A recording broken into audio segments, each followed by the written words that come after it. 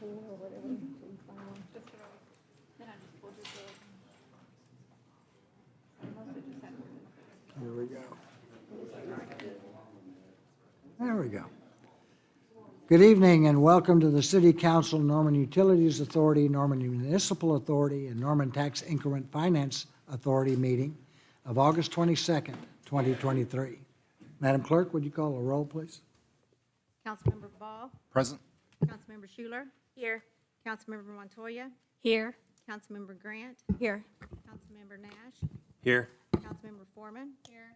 Councilmember Holman, Here. Councilmember Peacock, Here. Mayor Heikkila. I am here. Thank you, ma'am. Would you join me all, please, in the Pledge of Allegiance?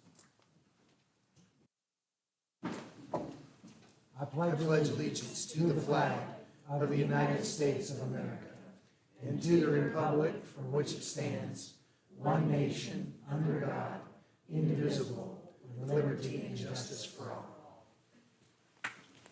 Thank you.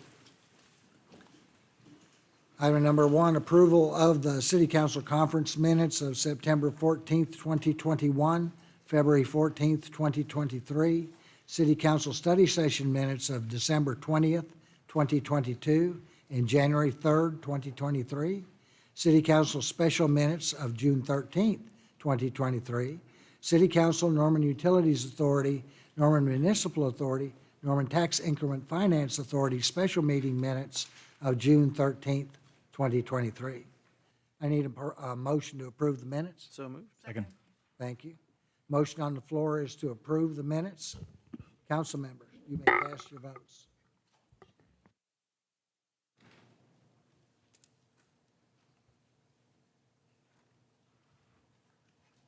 All votes have been cast, and the motion to approve the minutes passes unanimously. Thank you, ma'am. Time for council announcements.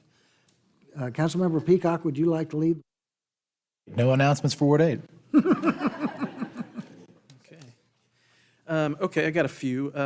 Wanted to start by just reminding everybody that because school did start this week here in Norman this past week, and at OU, I've seen a lot of parents complaining online and whatnot about school pickups and drop-offs and people speeding through the neighborhoods and past the schools and through campus, and would just encourage everybody to be mindful of kids and schools and just be patient, or if you can get there earlier, or come up with some sort of system to save yourself the frustration and headache of those pickup lines. So again, just it's always a busy time right now in Norman with school starting, and everybody's trying to figure out what their routine is and where they're going and all that. So just again, be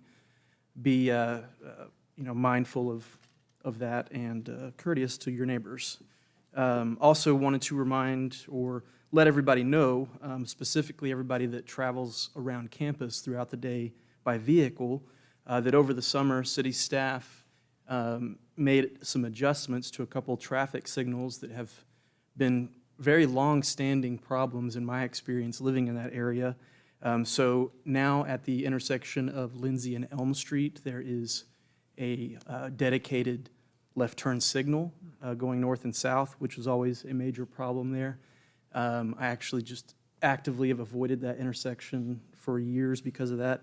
And then also at Jenkins and Felger, right by Sarkey's, a dedicated left turn arrow has been installed to help with the backup there. All of this in an effort by the city to try to address traffic flow issues around the campus and hopefully do a better job of that in the future as the campus continues to grow and we move to a different conference and all those things. And then also want to thank the park staff and Jason Olson for giving some of us council members a tour of the YFAC this past weekend, just to check some of the progress. I hadn't been in it in several months, and I didn't even recognize it. It was much bigger than I remember it being when it was just a shell. And so it's really amazing to see it coming along, to see something that was on paper and then the evolution of it to the point where it's almost finished and members of our community will get to start using it in a few months. So very excited about that and excited for everyone in our city to get the opportunity to see it yourselves. And that's located just next to the Embassy Suites Hotel, if you've been wondering what that large rectangular building is. So thank you, Jason and staff. Also want to mention too that the Senior Center or Adult Wellness and Education Center is nearing completion as well, and I drove by it just the other day, and from the outside it looks done pretty much. So I know there's still some work going on inside, but very excited to have the opportunity to open both of those voter-approved facilities that will hopefully serve our community for the next several decades. And then also want to remind everybody, I think some other council members might have some comments about it too, but we did launch an on-demand rideshare transit option yesterday after a couple years of work to bring this forward. The goal being to address gaps where our current fixed route bus system doesn't go and the hours in which it doesn't operate. So evenings, late night, and Sundays are the focus of this pilot program, and if successful, I would expect we would look at expanding that further through the rest of the day and 7 days a week and during the daytime when the fixed route bus system is running. I believe you get 6 free rides if you download the Norman On Demand app. I downloaded it last night. It'll show you the entire service area and what it costs to ride it after you've used your free rides. So check that out if you're looking for an additional transit option. And the main point of it, I would mention, a main motivation for us to pursue it was to provide an on-demand ADA accessible service, which Uber and Lyft and our other private rideshare companies do not currently offer accessible vehicles. So that is the main goal of this, and I'm very much looking forward to seeing how our community uses it and getting the feedback on its use. And related to that, I would encourage you all, if you can, on Thursday at 4 o'clock here at City Hall, the Community Planning and Transportation Committee meeting will be held. Every month in that committee, we get an update from city staff on the public transit ridership report.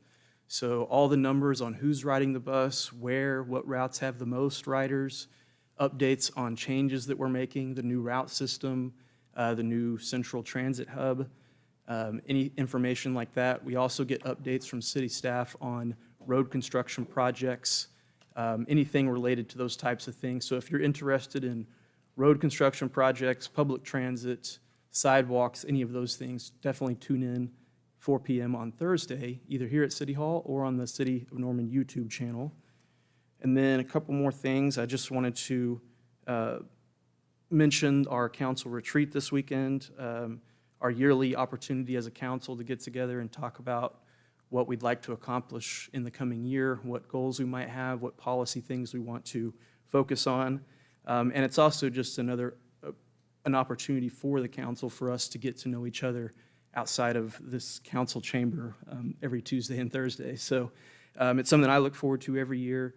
And after the retreat that we had, I'm really looking forward to working with this group for the next year to address and tackle a lot of the big issues that we're all aware of.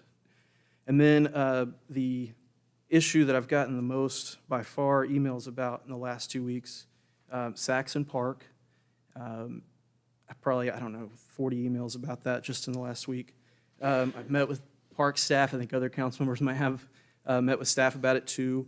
That is on our radar. We've been discussing what the plan is for that and looking forward to having further discussion with all the residents that have been contacting us about it. So just want to let you know we have seen your emails.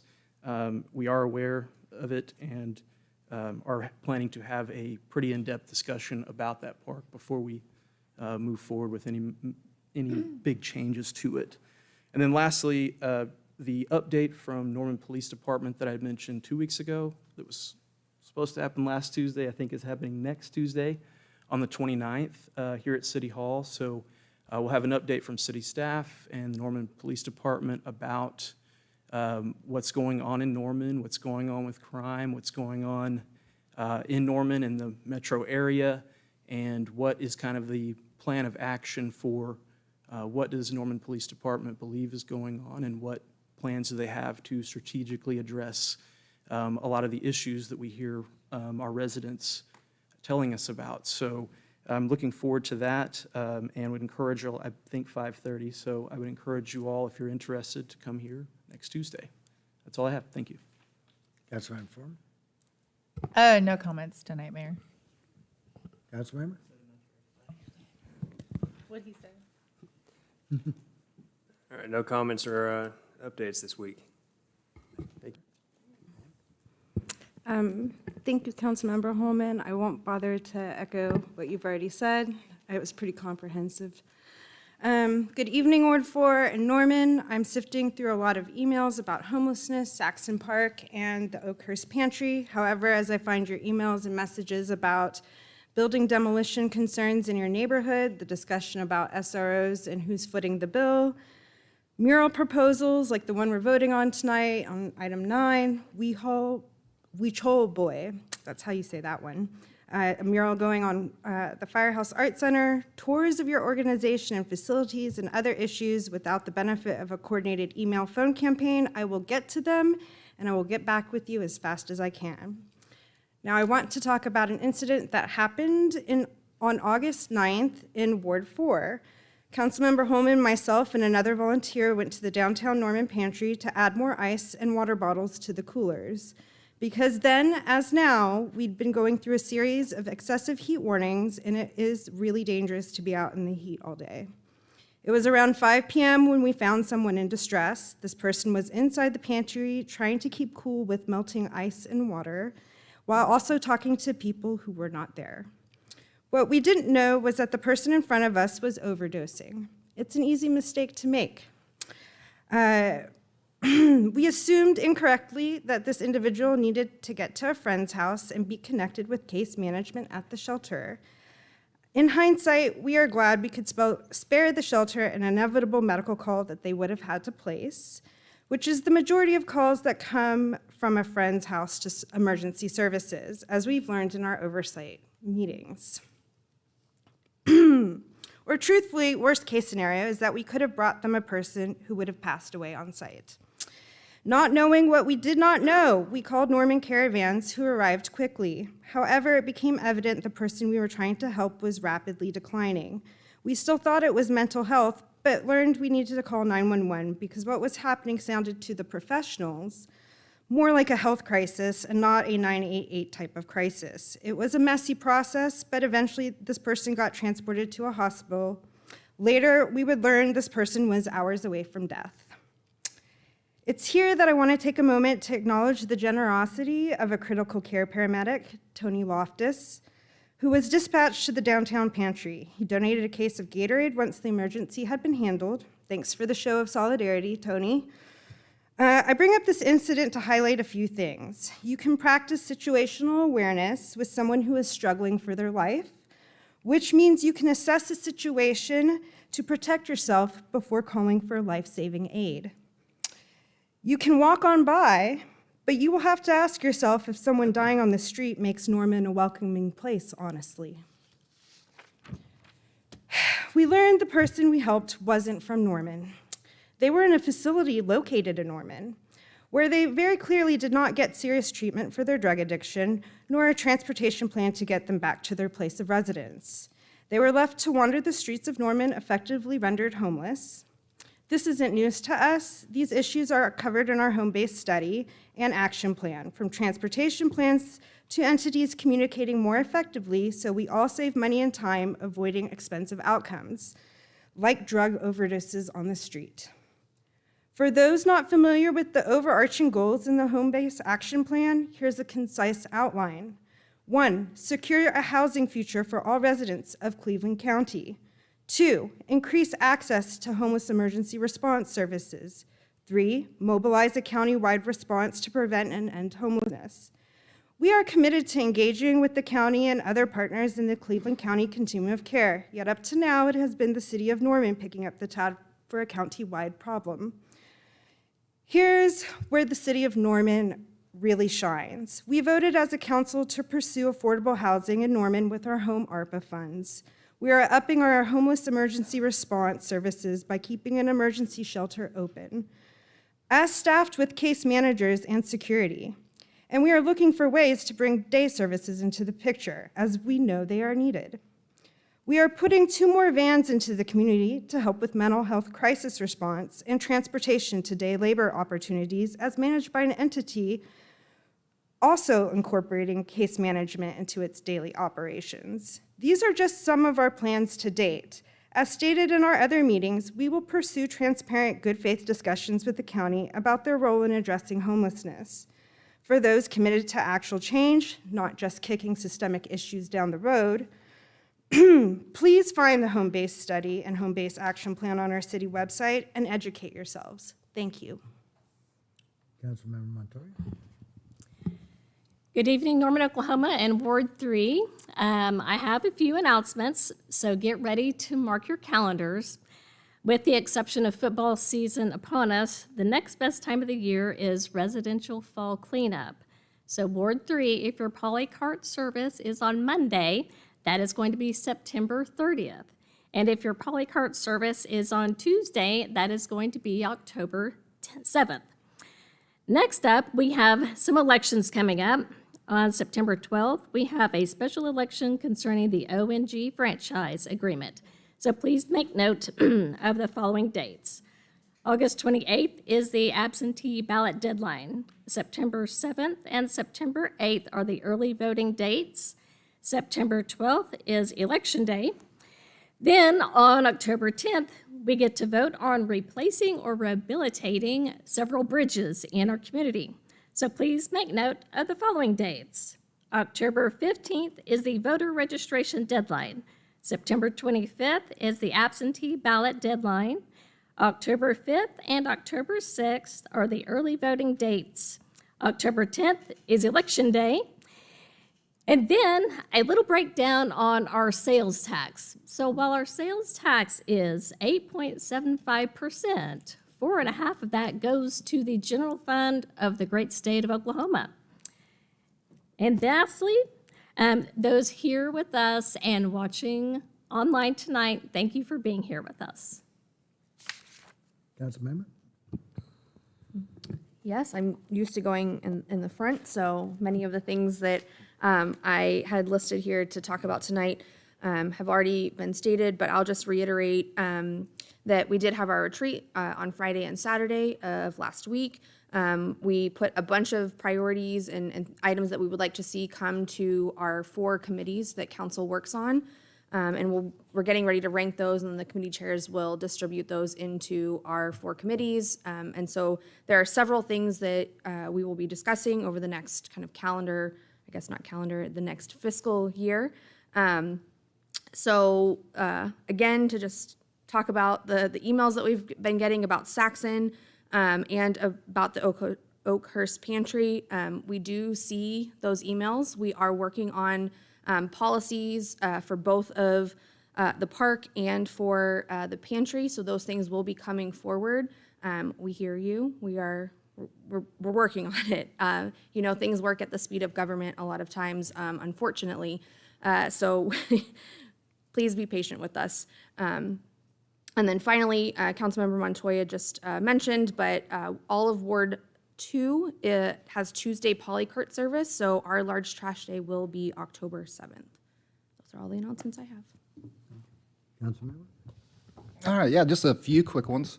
As Mr. Holman said, I wanted to reiterate the Norman On Demand ride service. I also downloaded the app. It takes about 2 minutes to download. The costs are $2 a person, $1 per additional person.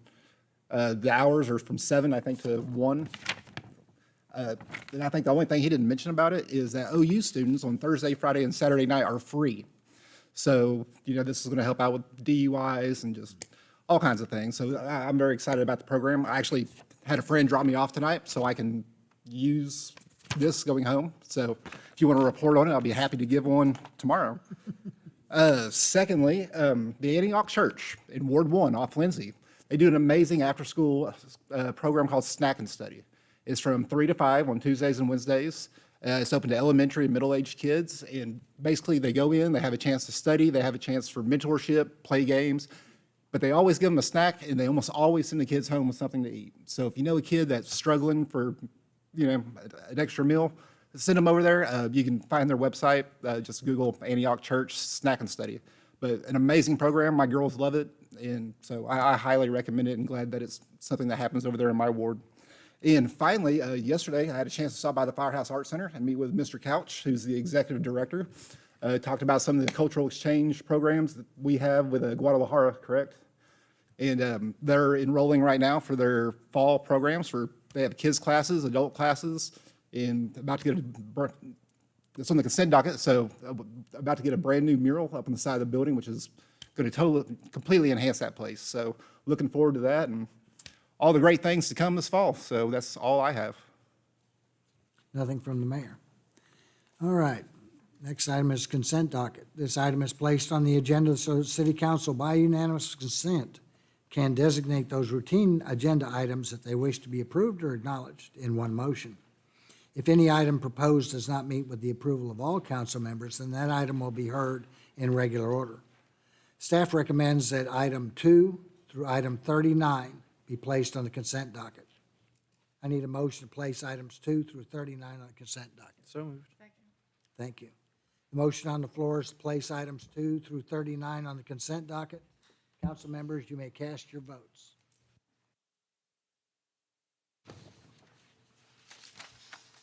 All votes have been cast, and items 2 through 39 on the consent docket passes unanimously. Thank you, ma'am. I'll entertain a motion to approve the consent docket. Motion to approve. Are there any comments from council regarding any item on the consent docket? Oh, hearing none. I saw your arm move up. So, the motion on the floor is to that docket. Council members, you may cast your votes. All votes have been cast, and the motion to approve the consent docket passes unanimously. Thank you, ma'am. Councilmember Montoya? So, for those that don't know, I am a CPA in the practice of public accounting, and Norman, Oklahoma is a small world. Items 40 through 41 are related to requests for rezoning and a preliminary plat of land located generally west of 48th Avenue Northwest between Franklin Road and Tecumseh Road. The property is owned by the McCowan family and McCowan Quarter Horses LLC. I perform business valuations for gift tax purposes for the McCowan family and their related entities. The City of Norman Ethics Ordinance directs council members to recuse on items in which they have an actual conflict of interest or a pecuniary interest, or to disclose a possible conflict of interest on a particular item to avoid the perception of a conflict of interest. I have consulted with the city's attorney's office on this matter, and while I do not have a financial interest that may vary with the outcome on council's decision on this item, it is possible that a conflict of interest could be perceived due to my firm doing public accounting services for the McCowan family. At this time, I want to firmly state that I intend to cast my vote on these items, but I will not incur a benefit, detriment, or financial consequence from the McCowan family or any of their related LLCs. Thank you, ma'am, and thank you for that clarification. Item number 40, ordinance 02324-2, upon second and final reading, rezoning property located west of 48th Avenue Northwest between Franklin Road and Tecumseh Road from A2 Rural Agricultural District and PUD Planned Unit Development to PUD Planned Unit Development District. I'll entertain a motion to adopt or reject the ordinance on second reading, section by section. Second. Okay, motion and second. Is there a representative? Gunner.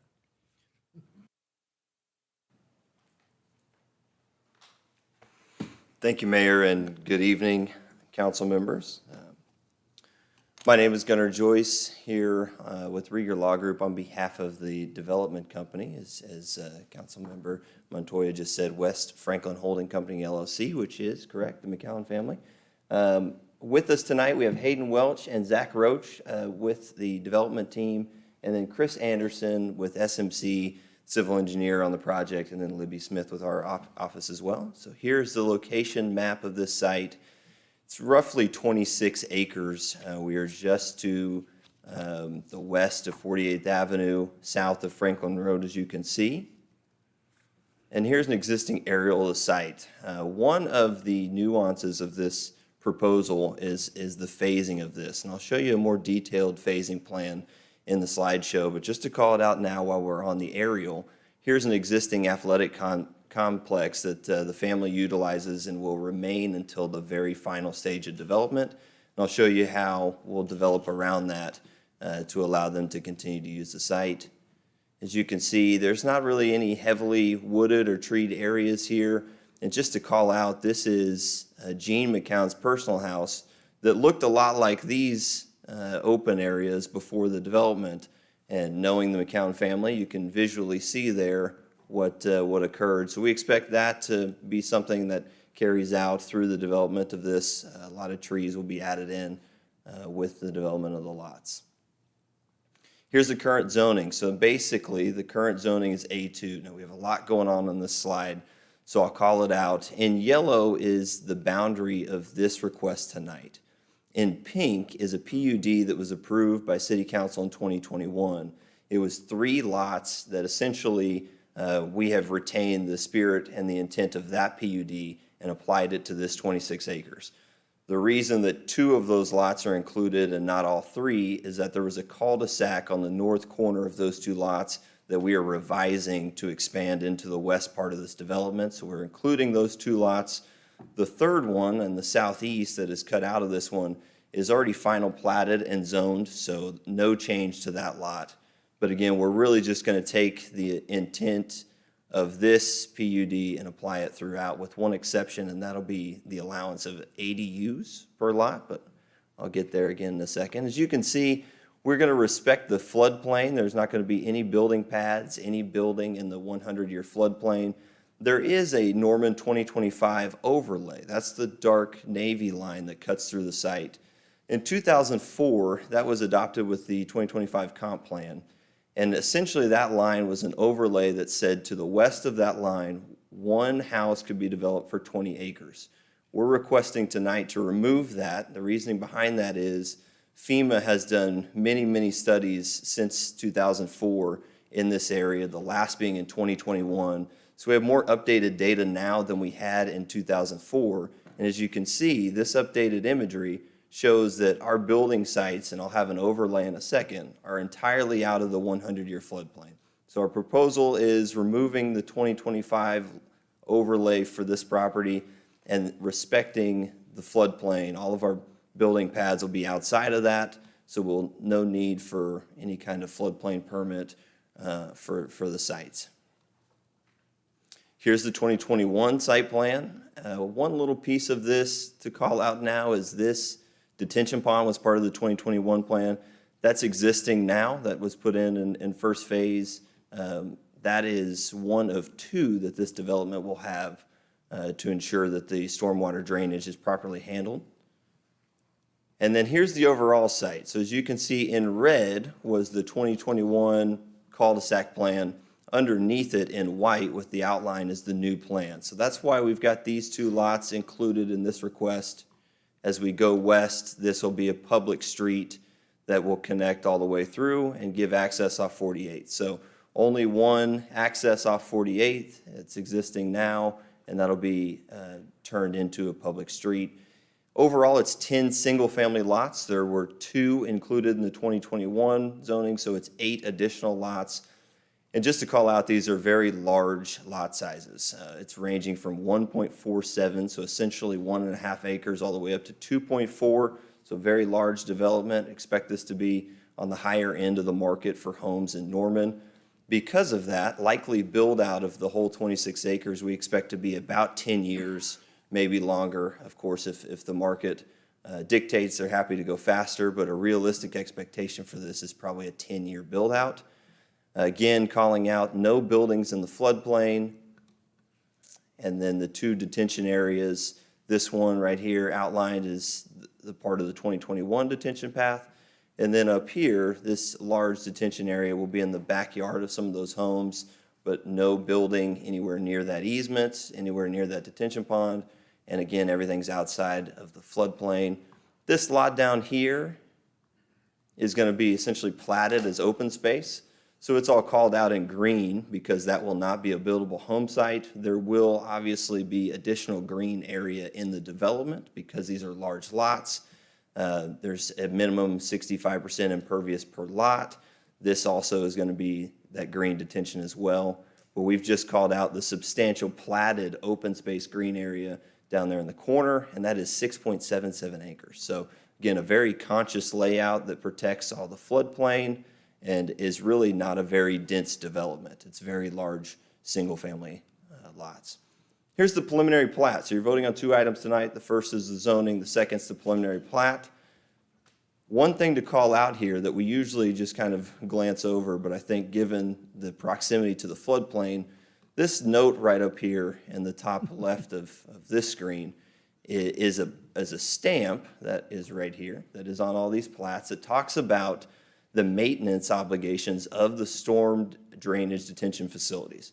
And so this is on almost every plat that you guys see, but I think it's a good time to call it out. It says that the developer will create a POA, Property Owners Association, and the maintenance of all of the drainage facilities in this property falls on the POA.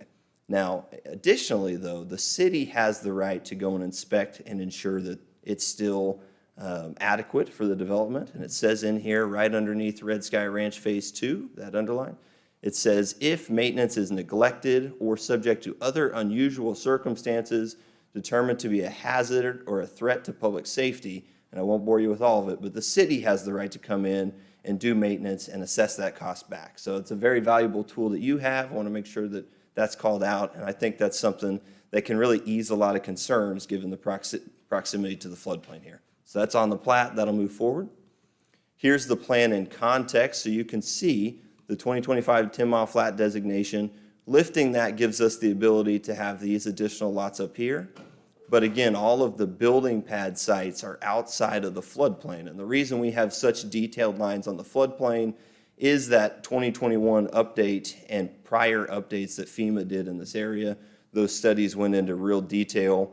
I've heard Zach Roach give this speech many times. I think it's very spot on. You really don't want the federal government going to this amount of detail all over the United States, all over the state, but when there's a specific opportunity to get more in-depth for studying the floodplains, studying the channels and the streams, we can get this specific, exact measurements of the floodplain. And so this wasn't originally this detailed. Now over time, through the updates, we can see that this is an area that is really outside of the 100-year floodplain, not a threat for development. So our request is that we match that with the zoning while also still maintaining the integrity of the floodplain. Here's the expected phasing plan that I spoke of. So the initial stage, just like in 2021, always contemplated those first 3 lots. We've already peeled one off through a final plat. That's why it's not included here. So the initial stage will still be these 2 lots that are next to 48th Avenue. And then the public street will go to the west, and then the north and south leg of that will be installed, and then it's expected to peel off one by one lots, 5 through 10, with the final 2 lots being 3 and 4 outlined in purple there, and that'll be the removal of that athletic complex that exists today. So here's a quick summary. It's a rezoning from partially PUD and A2 to a complete PUD for the whole acreage. It's 10 single-family residential lots with accompanying uses, and what we did there is just take basically the RE residential estates, and all of those allowable uses are still here. And the one exception for allowable uses is accessory dwelling units. So as I know all of you have heard many times currently through strong towns and other issues that are being brought up and talked about, accessory dwelling units are a need in the community, and this developer is really excited about being able to place 1 per lot here. Their plan is for kind of mother-in-law suites on site, aging in place, multi-generational is the expectation here, because again, being large lots, we're going to have families that want to keep loved ones close as they age, and so this is an allowance to do so.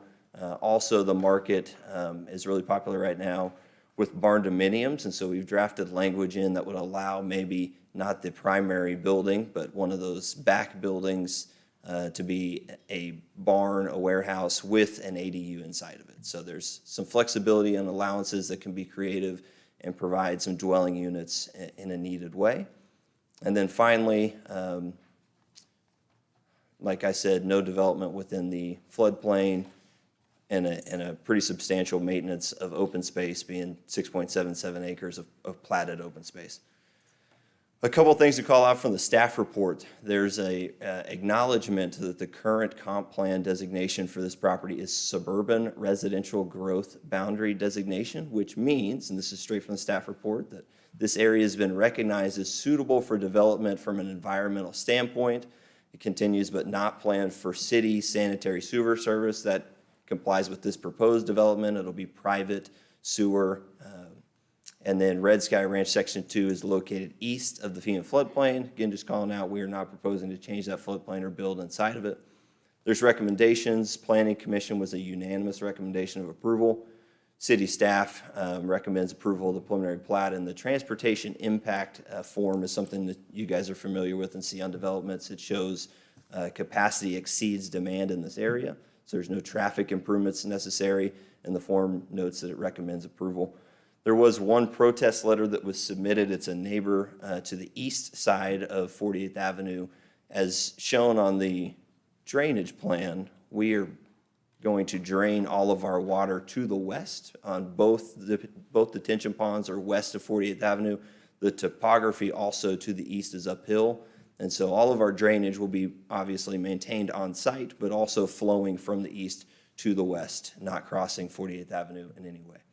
So with that, a lot of information, but happy to take any questions. We also have, again, the development team for additional information.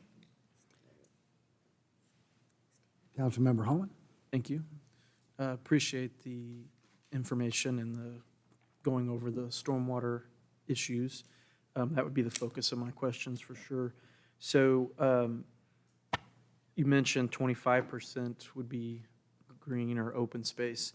What is the percent total of impervious surface? So they can go up to 65% on each lot, but given the size of the lots, as you mentioned, are these unit dwellings going to reach that 65% impervious? Yeah, I think that would be a very unlikely result.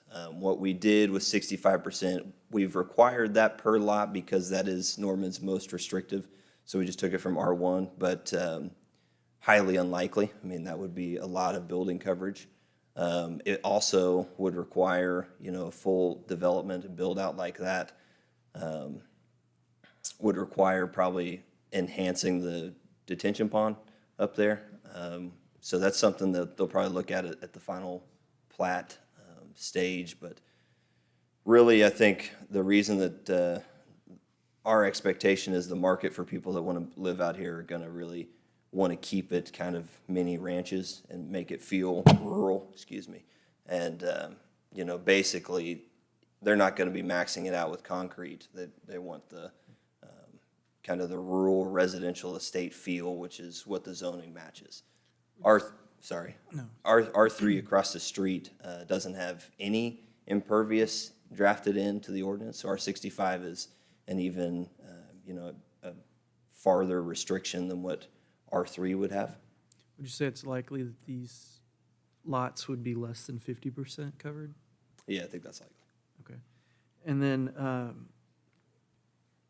do you have a side-by-side of maybe I missed it, but a side-by-side of the old floodplain map versus the current new one? I do not. I've spent basically all day today on the FEMA website, and I could not find a good one that was visible. So basically, all the old ones that I saw kind of called out more generally the creeks and the watersheds, but I didn't find a detailed old map of this site. Okay. That's really the main concern I have about anything on this side this side of 48th that's proposed here, just with issues with some other neighborhoods that were developed on that side of the street previously, and drainage and flooding issues that they've had. and the 10 Mile Flat area. So that is the main concern. I'll probably ask city staff if they might comment about the 10 Mile Flat situation and changes in floodplain maps and things like that. Thank you, Gunnar. I also know just one tiny tidbit is that plat stamp that I called out is a relatively new development. So I think prior, anything that had an issue in this area didn't have that ability for the city to go back and assess costs. I appreciated seeing that. Thank you. Thank you, Mayor and Council. Sean O'Leary, Director of Public Works. What can I help you with? Mainly just, I don't know, a staff perspective, brief summary about the 10 Mile Flat area and issues we have with it or concerns, and then how new maps go about changing Sure. what we might allow in those areas. Happy to. I like to joke with folks in Norman that there's a reason they call it the 10 Mile Flat Creek. It is very, very flat for an entire 10 miles, which is why it floods a lot. And of course, it is also the extension of what was the Canadian River many hundreds of years ago. But the applicant has done a great job, I think. Certainly they're representing on their plat. Our staff has reviewed all this information. They're representing on their plat the current FEMA maps and the current FEMA boundaries. Council adopted that detailed letter of map revision for 10 Mile Flat Creek. I know it was during COVID, I'm going to say 2020, 2021-ish, after a 5-year study, actually a FEMA grant for about $500,000.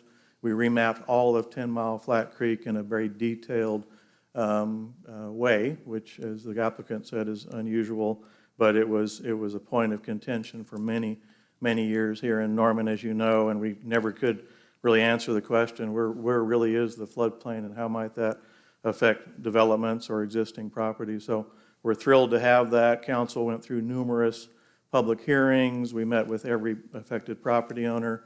The process took about 5 years in total, and then it ultimately is adopted by the Floodplain Committee, the Planning Commission, and City Council after 2 readings. And as I said, that was about 2 or 3 years ago, if I recall.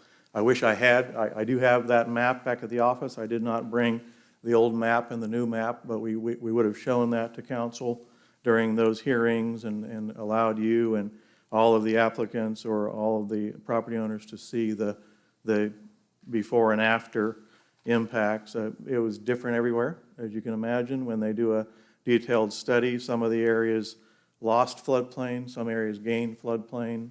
All of that sort of thing is what happens, especially in a very large floodplain like this. But at the end of the day, what is important tonight is that the applicant is representing the accurate floodplain maps. And they, as they have said, they're going to develop these 10 home sites outside of the map FEMA floodplain. So there will be no floodplain permits, or that's my understanding. There'll be no impacts on the floodplain. But I do want to, I think, clarify for folks, because we have this point made by other developers from time to time that we're out of the floodplain, everything's great. Well, no, the water will be lapping right up to your parcel. You're still next to the floodplain. And in 10 Mile Flat Creek, if you've ever seen 10 Mile after a real flooding event, it is all water except a few islands of elevated land. This is an island of elevated land. It will be above the floodplain, but there will be water all around it during a flooding event. I appreciate that refresher and the detailed kind of the process that we've been through. Thank you. Thank you. Councilmember Montoya.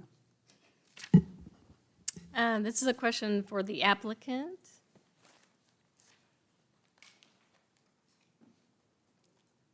So I appreciate the thorough explanation on the stormwater plan, the detention pond, providing the updated maps.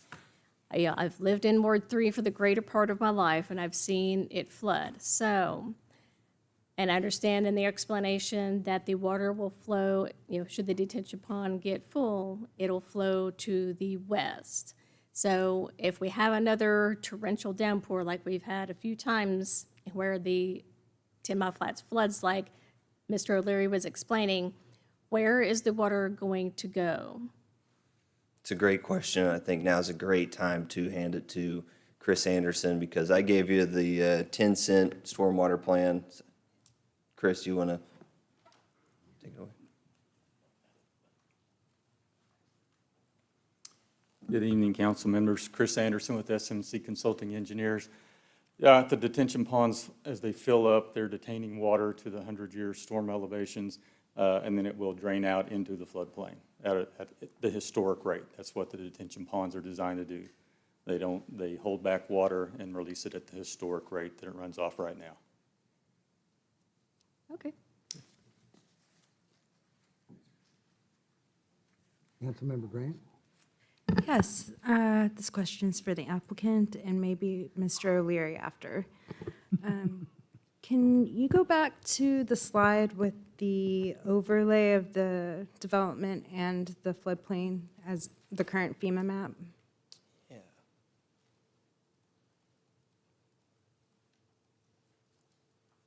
Right there. Maybe it's really light for you, but I'm looking at this parcel at the bottom where it looks like the water, blue, is coming up and you have some long fingers, if you will, that go kind of, maybe it's the back part of those properties? Is that what I'm seeing on this map? Right, is it the lots kind of to the northeast Yes. right here? Yep. Yes, Yep. right. Okay, see the one on the bottom, like the first one you'll encounter with the corner that kind of touches the blue? Right here? Yes. What is that? Is that a garage? Is that a house? So right now, I think that's shown as an accessory building. But the important part is being basically 8 to 10 years from build out. That's really a spec foot plan right now. So when it gets final platted, somebody will come out and it could look different, obviously, than that building. Could that be something they consider moving a little away from that? I mean, there's still room on that property to place that building. Certainly, I think that's something that is likely when they get to that stage, and that's a final platted lot. The home builder will probably come in, and then it could look drastically different. It could be way up to the east there, and there could be no building at all. It's possible that there's never a barn built, and there's just a single-family house. So, yes, absolutely.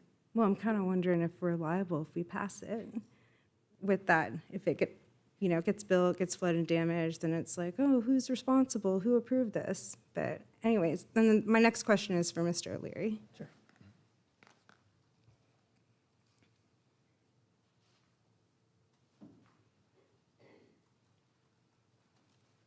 Yes. Hi. So that same spot I'm looking at, when you were talking about the flooding in this area, we're to understand that even though that's like a long, I don't know if you call that drainage, whatever it is. Finger is great. We use that term a lot. That probably is going to go right up to that structure, correct? That's correct. Let me explain what you're looking at. Councilor, I appreciate your choice of words. We use the term finger of floodplains a lot because that's exactly what they look like on many of our floodplain maps. There's several fingers just on this map. So again, what you're looking at, the bluish tint is floodplain, a 100-year floodplain, meaning in a 100-year storm or a 1% storm, that's 7.5 inches of rain in Norman in 4 hours, let's say, generally speaking. And this area floods quite frequently in Norman. In a 100-year storm or a 1% storm, that water elevation is going to move where the blue is, and it's not going to move where the yellow is, theoretically. These are all calculated floodplains. And that finger that you're pointing to is very likely a narrow channel that is shallower, lower in elevation than the adjacent property. It's probably where the farm land has drained to for all of these years. The farmer might have even built that 50 years ago. But the point is, these colors represent elevation. The blue is lower elevation, the yellow is higher elevation. So the applicant here is proposing to build in the higher elevation, above the floodplain. And yes, just as the water will be in that finger next to the building, so will it be in the entire area south of this plat. All of that will be underwater in a flooding event, again, which happens frequently here. That's not a violation of our floodplain ordinance. They will not be required to get a floodplain permit as long as they're not filling any of the blue area with fill material. In fact, the protest letter She did a wonderful job. I appreciate the way that the neighbor spoke to that. The assumption of the neighbor was they're going to fill up this land and they're going to flood me. No, they're not. They can't. That's a violation of our floodplain ordinance. She's right. If they filled it up, it's possible that her property east of here could be flooded, but we won't allow that to happen. Council is not allowing that to happen by approving this preliminary plat or this zoning case tonight. What you're allowing is exactly what you see on the drawing. If for some reason the applicant, developer changes their mind and wants to build something in that finger, they will have to get a floodplain permit, and generally they'll be denied a floodplain permit in most cases. We don't allow people to build in floodplains unless they provide compensatory storage, and that's a whole long story, but essentially creating storage elsewhere for the water to go. So do you think we would be liable if somebody does build that structure and it does flood? I'm not going to play attorney. I'll let Ms. Walker do that, but I can tell you that we have lots and lots of floodplain in Norman, and we build developments right up to it frequently. And that doesn't make us more liable in my experience. Okay, thank you. Do you want to answer that? Well, I would just agree with Sean, generally speaking. If we have our regulations in place and something's built according to those regulations, which typically reflect the best science at the time, I don't think a flooding event in later years leads to any additional liability to the city. That doesn't mean someone wouldn't try to sue us, but I'm not especially concerned about that as long as we're following our regulations. Okay, thank you. And that's it for me. Councilmember Nash? Yeah, do we have a slide that had the detention pond?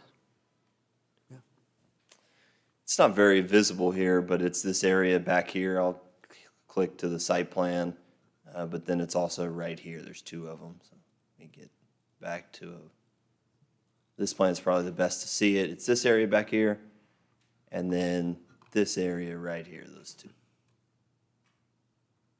Okay, and those are anticipated to be maintained by the property owner association? You're required to by the plat. Do you have an expectation on timeline between the construction of those detention ponds and the construction of the last property in the POA? So they have to be in place at final plat before you could go vertical with the buildings. And so basically it'll depend on the final plats that come forward. But this detention pond, the southern one, right here, can service, I think, up to 65%, Chris, is that the right number?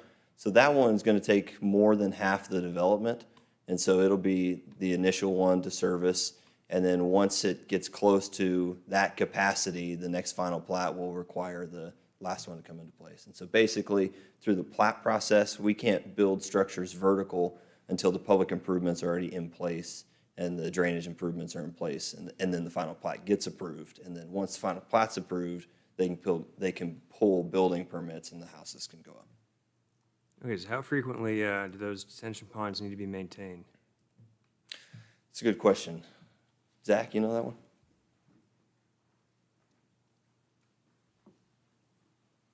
Hi, Zach Roach, 1320 North Porter. The detention pond maintenance generally is a function of two things. One is time, and two is just ongoing construction activities around. I think Gunnar highlighted this earlier, but I would draw to your attention that detention pond has already been built, and it's been stabilized. So the biggest thing we can do if we want to make sure that detention ponds are in good working order is stabilize the sides and make sure that we've got that covered, and then not just run a whole bunch of silt into them. That's another big thing we want to do. In this case, that has been stabilized, it's done, it's built. And as Gunnar alluded to, that's going to service approximately 65% of the proposed development. At a future date, we would go and construct the other pond. The first thing that would happen immediately after construction would be stabilization of the banks of those ponds. The city would then also be required to come out and verify that it's been built to the appropriate proportions and that we've met all those criteria. And then from there, as long as we're not just running tons of silt into it, and as long as we haven't had a catastrophic failure, which the city's going to check for, those ponds are going to operate in perpetuity. Occasionally what you'll have when you have detention pond maintenance is just making sure that you've got any cracks in that pond where you've got vegetation that's thinning, that you're taking care of that. One of the things that we do in another side of the company I work on is we make sure that we do inspections yearly or every couple of years to make sure that we don't have problems with those ponds. And if you catch them early, they're not very costly to fix, and they're pretty easy to take care of. And so the biggest thing you can do is just make sure the grass, vegetation staying on the pond, and that you aren't running any excess amount of dirt into them over that time. And given the scale and size of this development, I don't foresee that being an issue at all. Thank you. Councilmember Schuler? Yeah, we're on a theme tonight about stormwater and drainage. So can we talk a little bit more about the southern drainage easement that is currently constructed, as I understand it? But you had mentioned that the site drains towards the west. So where is the water that is being detained in that drainage easement? How is that flowing? How is that exiting the site? Because I'm seeing multiple structures that are to the west of where that is currently constructed. So can we explain how that's gonna, not flood right through those couple parcels? Yes, if you notice the easement, there's a little finger on the south end that extends to the west, over adjacent to the floodplain. That's where it exits that detention So it pond. goes to the south and then to the west? Correct. Okay. And then I don't know who might answer this question, but just curious about, I know that we're not building any structures currently in the floodplain, but what is the obligation for whoever is selling this property to let owners know that they are adjacent, like boom, right up next to the floodplain? And how much, I guess, is disclosed to future homeowners about, the situation that they are entering into? So we have kind of a thriving law practice based on that issue. We've got a whole other team. I'm not the one to do it, but there's a litigation side of our firm that does residential property disclosure lawsuits all the time. So what should happen is there is a form document called an OREC form, and there is a property disclosure statement when they sell residential homes. And one of those questions about floodplain, whether there's floodplain on the property, whether anything is encroaching in the floodplain, but there's also a catch-all provision on that form that talks about any known defects. And we could go on forever on this, but defect doesn't really have a good definition, and so it's basically anything that can affect the monetary value of the home. So I think you've got a form that you're supposed to check on the presence of a floodplain, but also whether, let's say, a builder that is certainly not any way affiliated with this applicant or any of their other LLCs, but somebody that would build in a floodplain and not disclose, they would be in violation of the Residential Property Disclosure Act and be teed up with a lawsuit. And I think, Councilmember Grant, that's sort of where I think your question was heading. And frequently those lawsuits do happen, and the guilty party is the actual builder that builds the home. They don't come back to the city on the approval of that, and because you're not approving that. You're not approving the ability to build in the floodplain in any way. So your approval tonight is just compliance with your current ordinances that we will respect the floodplain, which is the proposal. So sorry I got a little off-handed there, but we get a lot of calls on that. No, I appreciate the kind of expanded explanation, because, that was the first thing that I was thinking, like, if I would like to buy this home, what am I gonna actually look at this? Now I know a lot from sitting here, and I might do my due diligence on a lot of those things, but I would say most people are not, looking at 100-year floodplains when they're purchasing a house. And I guess this is a recommendation that if you are purchasing a house, look at the floodplain maps. Do your own due diligence, but, okay, I think that's all I have. Thanks. It's a great opportunity while you're there. Survey. Get a survey before you buy a house, and it would show up on the survey. So everybody gets surveys. This is an opportunity for members of the public to make comment. Has anybody signed up? Stephen Ellis?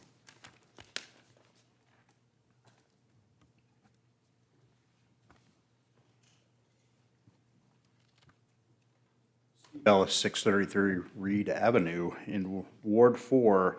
I mentioned this last city council meeting, but it has to do with the zoning regulation that you guys are working with tonight, which is the Planned Unit District, or PUD zoning. And I want to remind you that the PUD is basically supposed to be kind of a deal between the city and the developer. So this is from your regulation. The zoning rules are intended to provide for greater flexibility. In this way, applicants may be awarded certain premiums, so the right to do certain kinds of things, in return for assurances of overall planning and design quality, or what will be exceptional community benefit, which are not now required by other regulations.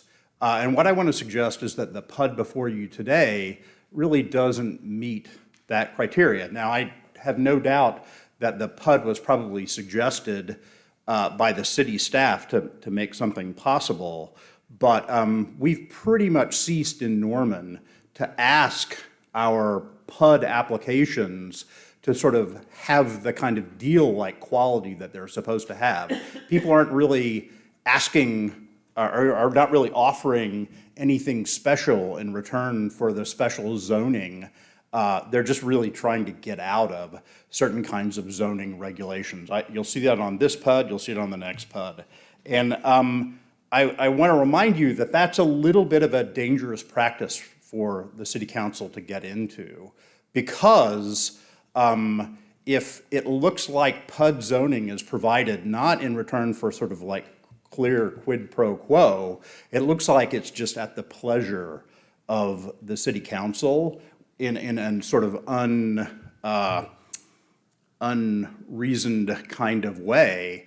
And that's how you get into trouble when someone sues you for doing arbitrary and capricious things.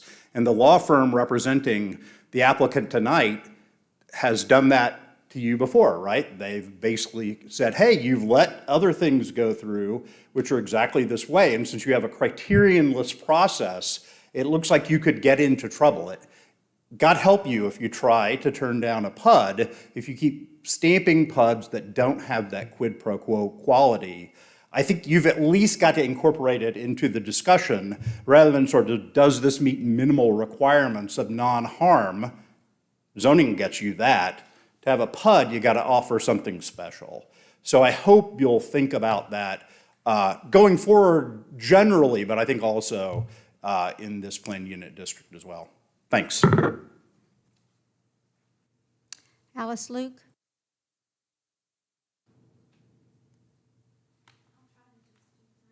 Thank you. I think that hearing about the flood zone and talking about due diligence of people getting a home to check if there's a floodplain, it just seems contradictory to build homes there. And I'm a big fan of linear multi-generational homes, so on that I'll have to not comment because I don't know, but it seems like we have to look out for the residents that move here, too. And what I was going to say, though, is I think our mayor and city council deserve a raise for considering this item and their other duties because it takes time and effort to serve as mayor and on city council. And wow, Ward 4, you really researched on this. Thank you very much. Thank you, Alice. John High?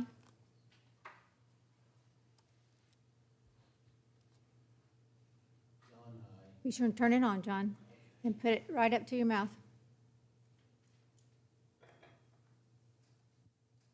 There you go. John High, 1705 Dakota Street, Norman, Oklahoma.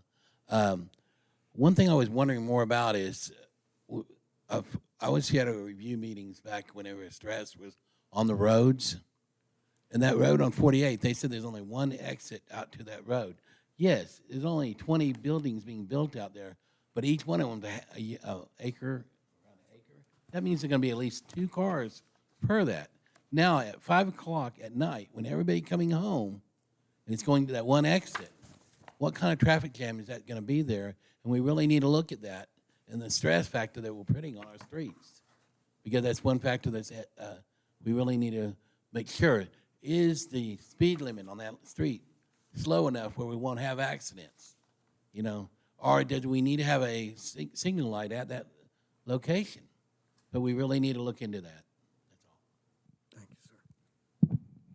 Evan? Council. I'd like to thank Gunner for putting forth the term that I had never heard, barn dominium. I can see that becoming more popular. I can't support this. This, as Dr. Ellis said, seems to be a way of skating certain ordinances and certain limitations. It's just giving us more ranch suburbia. And if there isn't anything in the presentation about solar water heaters or, large-scale gardens or, something that makes it special, I simply couldn't support it. And I would tell them to go back to the Planning Commission and change the plan. Thank you, sir. Chelsea Gravel? Carlinda Gravel? Okay, that is all, Mayor. Are there any final comments from council? All right. I would ask staff maybe to talk about the PUD and why this project would or does qualify under our regulations to be considered for a PUD. And also, either staff or Gunner, both. And then if staff might also mention the current voter-approved improvements to 48th Avenue that are in the pipeline. So on the PUD piece, we could come forward with a request for straight zoning, and what that would be closest to is RE, residential estates. So that's 1 per every 2 acre. We have a lot here that is 1.47. So we're wanting to still keep that intent on the lot size. The next available step, if they didn't do a PUD, to get under that 2 acres is R1. It's way smaller and more dense than we need here. And also, whenever we do straight zoning, you don't have the assurances that we're locking in, like RE I mentioned doesn't have any impervious maximum coverage. And so it's something that we've added in here, that R1 standard is a concession, and it's something that you wouldn't see on a similar standard ordinance like RE or A1 or A2. Another piece is it's the allowance for accessory dwelling units, and that's something that we believe is wanted and needed in the community right now, something that cannot be done under any ordinance in Norman. So drafting that in has to be done through a PUD. So those are some, in our opinion, as applicants, but city staff might have more on that. So. Thank you. Yes, Mr. O'Leary.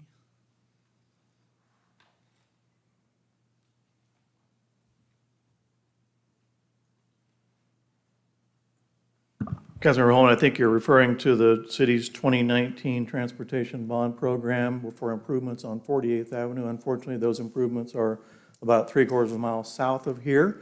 They will end at Tecumseh and go south to Robinson Street. So there are no current city-planned improvements to 48th Avenue Northwest in this location. However, if you approve the item as proposed, the applicant will be required to pay for the improvements to 48th Avenue for their frontage through a deferral fee system. That's typically what we do. The city will retain that deferral fee, and when we are ready to make improvements to this portion of 48th Avenue Northwest, and we will use those deferral fees, combine them with bond funds or some other source of funds, and make the improvements that way. We're doing that on the southern 2 miles with the improvement, with the deferral fees paid by Ashton Grove and Windstone and all those developments. And what would be the, I guess, rough timeline of our improvement projects to the south that we do have approved? Sure. Again, that was a 10-year program. The southernmost mile from Robinson to Rock Creek is a 2026 project, and the northernmost mile from Rock Creek to Tecumseh is a 2029 project. Okay. Thank you, Sean. You're welcome. That's all the questions I have. Thank you, sir. Okay. Councilmember Schuler? Fast enough. I would like staff to address the PUD. I just think that having not just the applicant talk, but actually our city staff. So if Ms. Hudson wouldn't mind talking about the requirements for PUD and I guess specifically this one, but, we do see a lot of PUDs and SPUDs. So I think it's probably a good time to address why that is. Yes, potentially. thank you. I was hoping I would get to say something. Jane Hudson, Planning Director, and I just want to read within the zoning ordinance, it does talk about, Mr. Ellis is not wrong, but developments with superior built environment brought through a PUD, achieving goals of the comprehensive plan and so on and so forth. But if you read further, it does specifically outline, sorry, that gets so loud. It's talking about a maximum choice in the type of environment and living units available to the public, maximum enhancement, minimal disruption of existing and natural features, comprehensive and innovative planning and design of diversified developments, more efficient and economic use of land resulting in smaller networks of utilities as well as streets, could be lowering the costs. So while it's, it does say that, I guess, at the very beginning regarding the superior built environment, we are still getting that, I think, with these. They are giving up the ability to put more lots on there, I guess. If they went to R1, they could put more lots on there. So I think the elements are within the guidelines of the PUD. Thank you. All right. Any further? No? All right, the motion on the floor is to adopt the ordinance on second reading. Council members, you may cast your votes.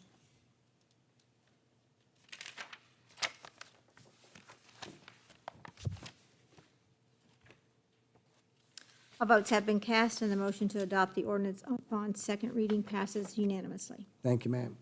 I'll entertain a motion to adopt or reject the ordinance on final reading. Motion to adopt. Thank you. Motion on the floor is to adopt the ordinance on final reading. Oh, I'm sorry. Motion on the floor is to adopt the ordinance on final reading. Council members, you may cast your votes.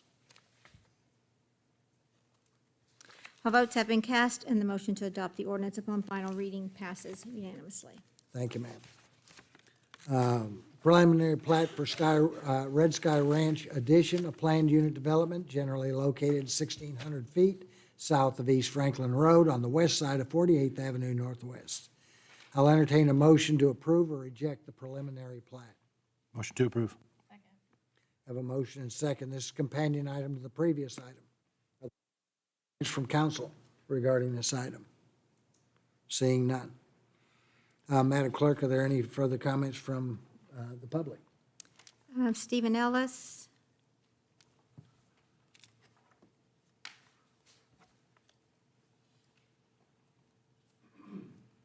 A little bit more about PUD zoning, since this is more of the same. I'm glad the planning director came up and read those parts of the ordinance, because I was going to if I'd had time. Notice all of those things are supposed to be above and beyond what you get from the usual stuff. It's not choices in dwellings, so like adding more places doesn't count. You're supposed to have choices in types of dwellings.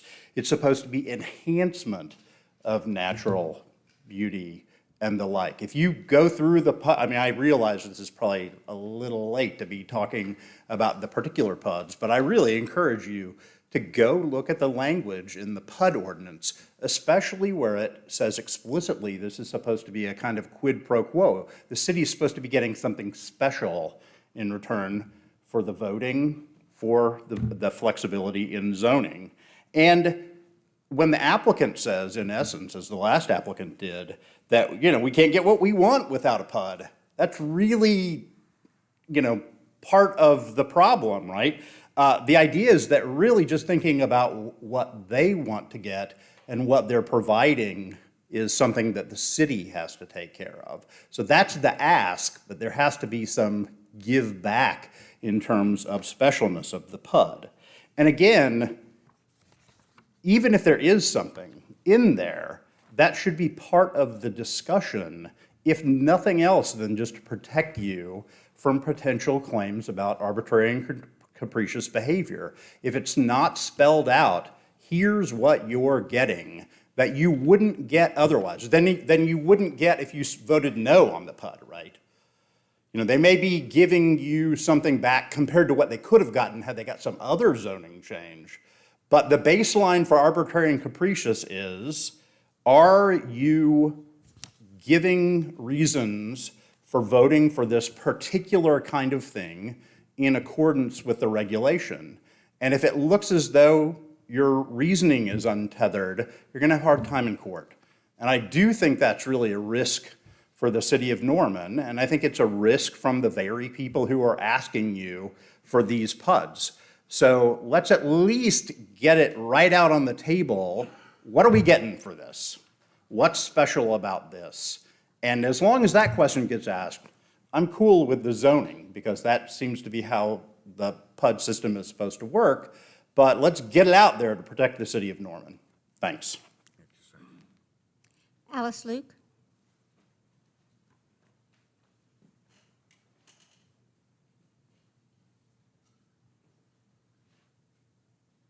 My only concerns on that property out there, it's so flat, so the drainage. But again, I'm not an expert, and I just want to repeat that I think our mayor and city council deserve a raise for considering this item and their other duties, because it takes time and effort to serve as mayor and on city council. And I speak to my fellow voters on this. When this comes up again, I hope we'll vote for city council and the mayor to get a raise. Thank you. Thank you, Alice. John High? Evan Dunn? Thank you, Madam Clerk, thank you, Mayor, thank you, Council. This is, I don't blame anyone who's been working on this project. This is a consequence of not having a permaculture zoning. If we had a permaculture criteria, we would be incentivizing the developers and the architects to meet those needs, to meet that criteria. That's all. Chelsea Gravel? Or Linda? Okay, that is all, Mayor. All right. Any final comments from council? Hearing none. Motion on the floor. Go ahead. It'll never cease to amaze me what a property owner here in Norman has to go through and endure just to utilize their property as they want. And I understand there are things that, floodplain is very important, stormwater is very important, but we have 5 people here to represent one person to utilize their property. So you guys, great job. Y'all have my appreciation and my sympathy. And for everybody who has to do it alone, well, hopefully we can help you out the best we can. So that's all I have. All right. Motion on the floor is to approve the preliminary plat. Council members, you may cast your votes. All votes have been cast, and the motion to approve the preliminary plat passes unanimously. Thank you, ma'am. Ordinance number 023-244, upon second and final reading, rezoning property located at 1104 West Lindsay Street from R1 Single Family Dwelling District to SPUD Simple Plan District. I'll entertain a motion to adopt or reject the ordinance on second reading, section by section. Second. Motion and second. Is there a representative from the applicant here? Thank you, Mayor. Yep, Gunnar Joyce with Rieger Law Group. We also have Steve Rollins with Arc Engineering, who's the civil engineer here. You snuck in the back. You didn't think I saw you, did you? So this is a 1.54 acre site. It's at the southeast corner of Lindsay and Berry. The proposal here is really just a carbon copy of what was approved, I think, about 2 months ago by you guys on this lot right here to the south. And essentially, it's going to be a SPUD that allows for a creative layout in order to increase a little density here on Lindsay. So instead of one very large R1 lot, we're going to have 3 essentially R1 lots. Now, it's a SPUD because we're changing the required frontage onto Lindsay Street. That's what allows for the density in order to get more houses in this area. Here's the current 2025 and current zoning. The current 2025 designation is low-density residential. We are still compliant with that, no change needed. The zoning is currently R1, and the request is a SPUD, and again, it's just a minor layout, a creative layout that allows us to get 3 houses instead of 1, and it's really the same SPUD that we just did down here about 2 months ago again. So here's the preliminary site plan. As you can see, we've got 3 residential homes. I've outlined the 3 lots in different colors. There's the red lot, the blue lot, which has the existing home on it. So right now, the existing conditions are, this is built out as the home, everything else is open space. So it's a proposal for 3 homes. The yellow lot is really the variance from R1 because right up here on Lindsay Street, every lot has to have frontage on a public street, and the requirement is, I believe, 50 feet. This is 30 feet on Lot 3, and so that's really the SPUD here. There's going to be shared access on this one driveway. It's another benefit of the SPUD is there will just be one access instead of running 3 driveways out into Lindsay Street. I think that would cause a traffic concern, and so again, this creative layout allows to achieve more density, more housing, which is currently a need right now, but done so in a thoughtful way that maintains the kind of existing traffic curb cut into this site. Except for that one variance, it really is R1 zoning. R1, again, allows for a minimum lot size of 6,000 square feet. That is 0.14 acres. Right now, these 3 lots are essentially half-acre sites. This is much bigger than what you could get under R1. It's very big lot sizes, shared driveway, and then there will be low-impact developments, best management practices for the stormwater solution for the site. There are 2 rain gardens proposed. Those are some of the LIDs. Here's a proposed rain garden up in the northeast corner, and then the southeast corner has another proposed rain garden. There's also a grass swale called out here to get drainage into this rain garden. And again, this will be a short form plat, so at that stage, you'll really get into the details of the drainage, but LIDs are proposed. Here's the site plan in context. And then that's really it. Quick summary is it's basically R1 except for that minor variance. Planning Commission unanimously recommended approval. No protest letters were received on this one. Happy to take any questions. Hi. I remember doing pre-development for this one, and there was no protest, and you all were very patient with our questions because we had many. But did you talk about trees in this presentation? So, Steve, if you want, I can call you up, but the site plan calls out a number of existing trees, and the applicant has done the best they possibly can to maintain the big, large ones. Some will be removed out for the building pad sites. I know at pre-development, you talked about wanting to make sure we saved one in particular, but I can't remember which one that was. Good evening, Steve Rollins, Arc Engineering Consultants. So yeah, on Lot 3, just south of that house, there's about a 55-inch tree, so definitely trying to keep that one. Trying to keep all of them, as many as we can, but with the rain gardens and things like that, things that we are required to provide, that some of them did come out. They were on the smaller end, 24-inch, 18-inch, but trying to keep the bigger ones for sure. So. And then a question about traffic. Can you explain how people will be moving in and out of this neighborhood? Yeah, so the driveway is 26 feet wide, so that is the standard kind of residential street, and the reason for the width of that is you're able to perform a 3-point turn there, so you can enter in and you will not have to back up on Lindsay. That's something that absolutely wouldn't work here, and so it's an extended driveway to allow for in-sight maneuvering, get your car turned around, safely exit. Okay, thank you for clarifying all those points, and that's it for me. Thank you. Thank you. On that same note, so the driveway will be widened from its current 26 feet to 30? Is that what you're saying? No, right now, it's just a single-family driveway. And I don't know the exact measurement on it, but we're going to 26. We had proposed 18 on the one to the south 2 months ago, and so this is even wider than that one because it's obviously important that they can turn around on site, not have to back up. So a very wide driveway here. Okay. And then the tree part, this property does have a lot of existing trees, specifically that line Lindsay Street. Will most of the trees that line the street be kept, and also the trees that line the neighboring property, Penny Hill?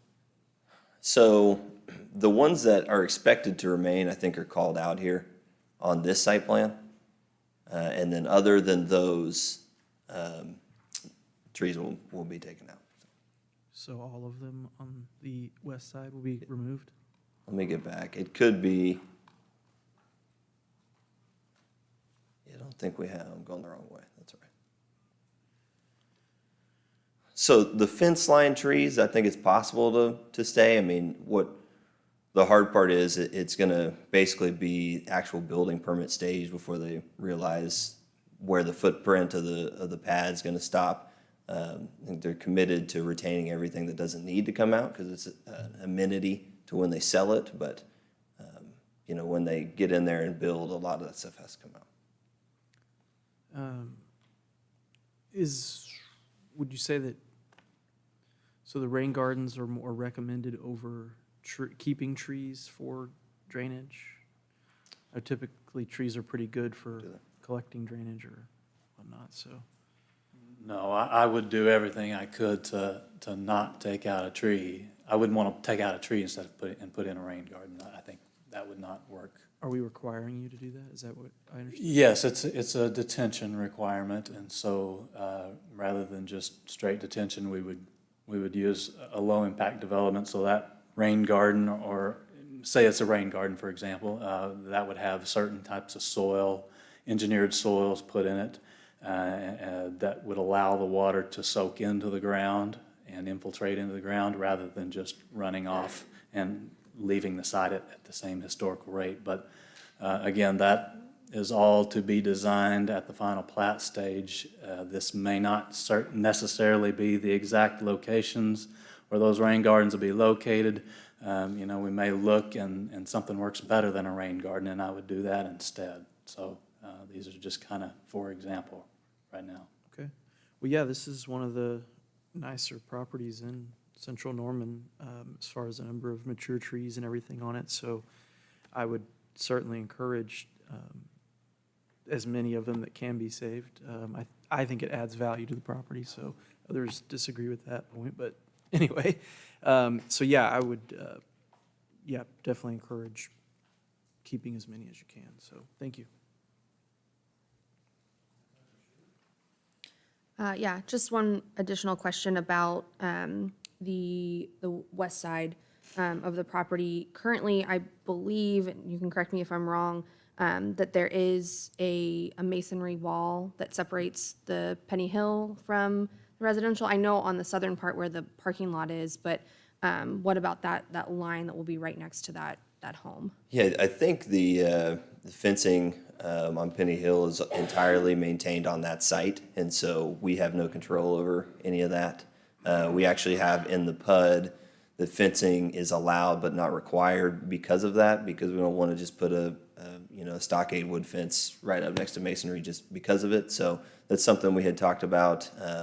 Again, when you kind of carve it off and sell it, right now we're so early in the process that you don't know the architectural tastes of who's going to buy these homes. So, they might want open, not having the fence. They might want chain link, wrought iron. They might want so we've given that flexibility at the market stage. Yeah, I wasn't really saying that, you had to build a Oh, yeah, masonry wall sure. to have, delineate between the commercial property. I just was mentioning that I do believe that there already is a masonry wall that is separating that I believe commercial that's the business case, right. and this residential property. Okay, thanks. Yes, can we go back to the, that image with the overlay with the three houses, that one? Yeah. So that yellow one is, that's a third house down there at the end? And I guess this is a question for city manager who knows the geometry and the capabilities of our polycart trucks better than I do. Is there going to be a problem with being able to offer polycart service to that third house nestled? Councilmember Nash, I got this one. Okay. We are requiring polycarts to be brought to Lindsay like currently exists, and that'll be agreement that city staff has requested be filed of record, so the property. Exactly, yep. All right, fantastic, thank you.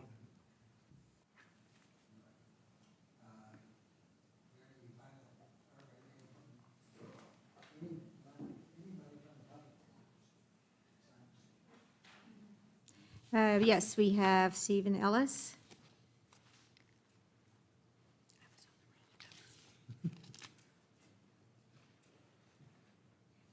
Steve Ellis, 633 Reed.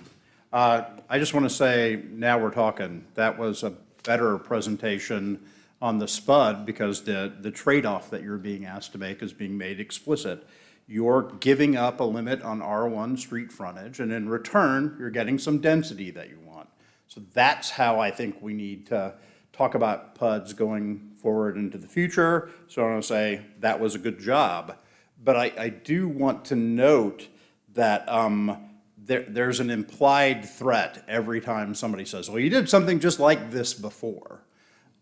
Because the leverage that developers have with regard to the city council is this claim about whether or not the council is being arbitrary and capricious. So considering the pros and cons, and in particular what you're getting in return for the PUD, should be an essential part of every PUD or SPUD process. And I think we got it here, so yay team.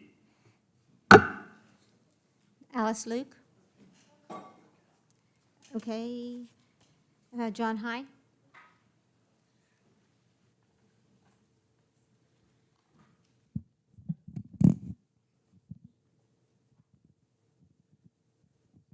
I think it's. Can you hear me okay now? Yeah. Okay. One suggestion that I'm talking about this property, about the trees that are tearing down, replace them on another location on the property. I think that we are so much that we do need our trees in our cities. And every time a big tree is being cut down, it should be replaced in another location on their property. You know, they may not have the tree in the place where they want it to be, so make them replace it in another location. Maybe that could be a suggestion that this property could do. Thank you, sir. Evan. Thank you, Council. I want to echo Steve's statements and, kind of give kudos to the team for putting in these rain gardens. This, again, is evidence of the need for us to define what we want builders to build and what plans come to our commissions and come to you. We've got to get that right, and we've got to ensure that it's protecting our community indefinitely. Thanks. Chelsea Gravel. Carlinda.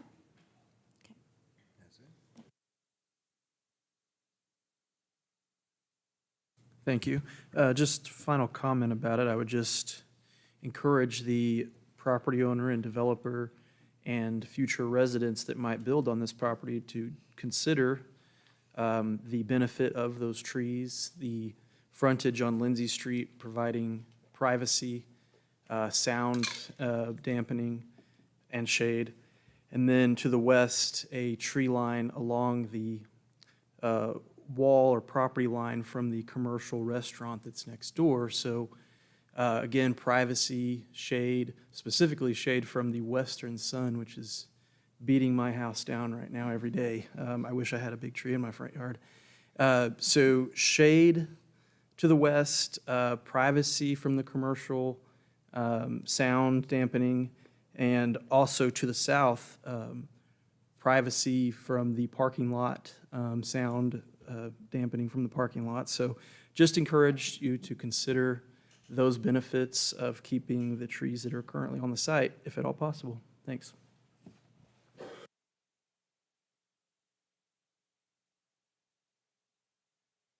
Second reading.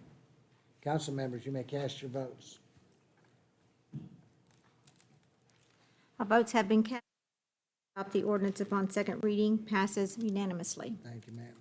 I'll entertain a motion to adopt or reject the ordinance on final reading. Motion to approve. We have motion and second. The motion on the floor is to adopt the ordinance on final reading. Council members, you may cast your vote.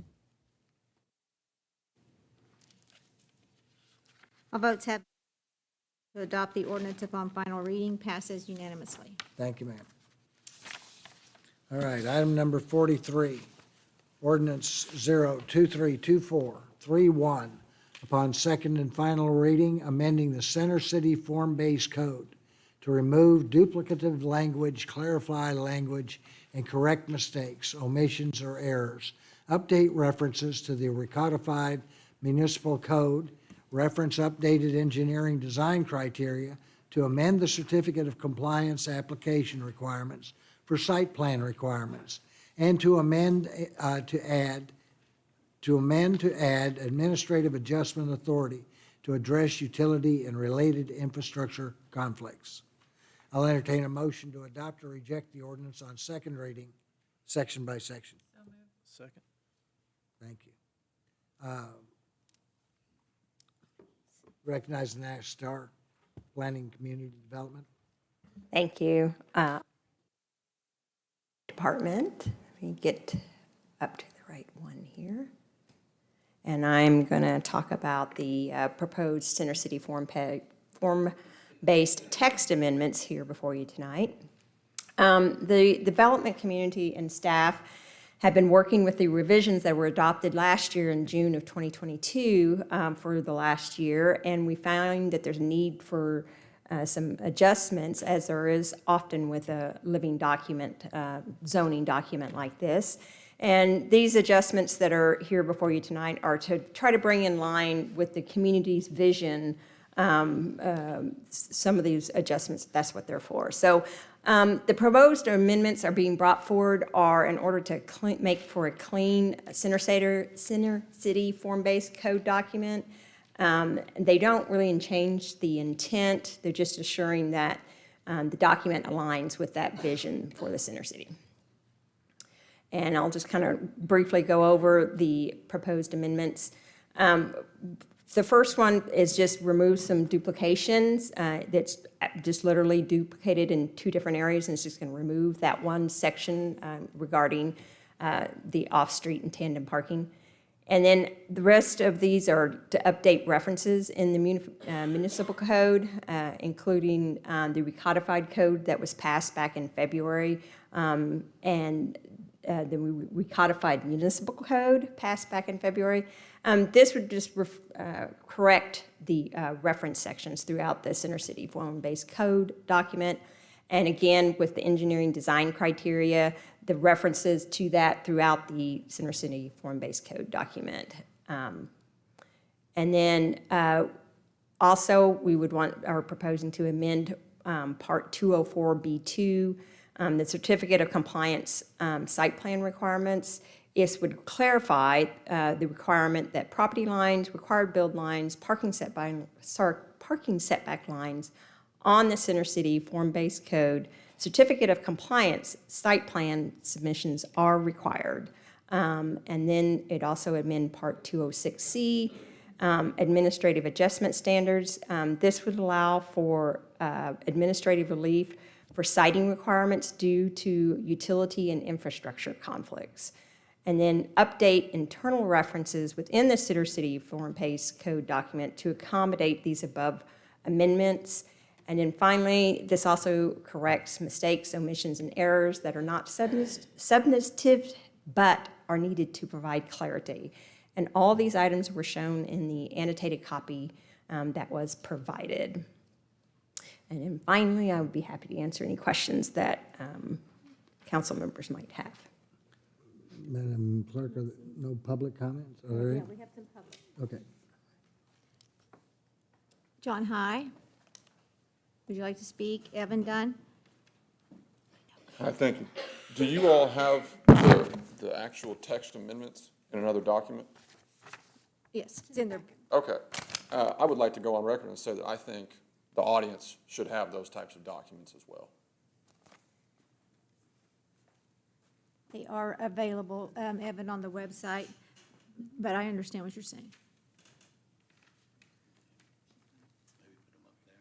Alice Luke, would you like to speak? Oh, she's there. Okay. Chelsea Gravel or Carlinda? Okay. That wraps it up.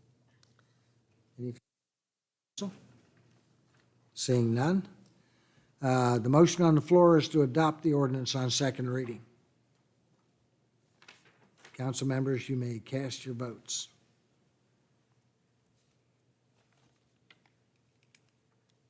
All votes have been cast to adopt the ordinance upon second reading, passes unanimously. Thank you, ma'am. I'll entertain a motion to adopt or reject the ordinance on final reading. Second. Thank you. Motion on the floor is to adopt the ordinance on final reading. Council members, you may cast your votes. All votes have been cast, and the motion to adopt the ordinance upon final reading passes unanimous. Thank you, ma'am. Item number 44, ordinance number 0222347, upon second and final reading, amending the Center City Form-Based Code required build line along the north side of Boyd Street from a point starting Avenue and continuing to the BNSF Railroad right-of-way. I'll entertain a motion. I thought you fell down. Motion to adopt. I'll entertain a motion. We got a motion to adopt. Do I have a second? Second. Thank you. Ms. Starr? Star Planning Department, and I'm here to talk about the Center City Form-Based Code proposed regulating plan map amendment. This, again, is part of the corrections needed after working with this living document for the last year. This would align the regulating plan with the vision for the Center City. The proposal of the required build line along the north side of Boyd Street is to bring it in line with the remainder of Boyd Street and other similar areas in the Center City. The proposed amendment would bring the RBL forward to 3 feet behind the front property line. This would align it with future buildings with the remainder of Boyd Street that are located in the Center City. And then here are some maps showing you the regulating map. And this is the existing Center City form-based code map showing the current RBL. It's here in the black dotted line. And then here is the proposed RBL on this map, and that would be 3 feet behind the front property line. And there have been 8.7% protest within the notification area. And with that, I would take any questions that council members might have. What was the nature of those protests? They, if I remember correctly, they just were protesting that it had traffic safety issues that they were concerned about. And I think some of them were just generally, they just protested it. Thank you, ma'am. Councilmember Holman? Thank you.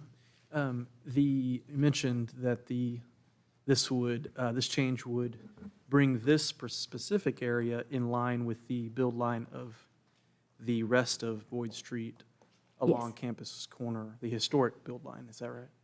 Right. It'd bring it more in line with that, and also with other parts of the Center City where the vision for the Center City was to have the buildings brought forward so you could create that pedestrian-friendly, walkable urban space that you need. So this is bringing, that's what this is doing, is being a major arterial. It was seen as, this would match what's going on in other parts of the Center City.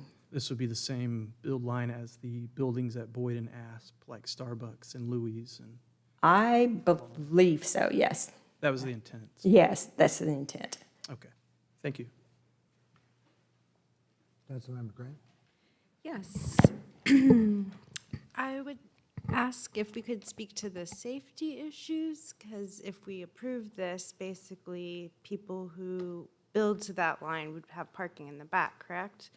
That's correct. In the Center City Form-Based Code, you're required to bring your parking, put your parking in the back and bring them through the alleyway, the cars and et cetera.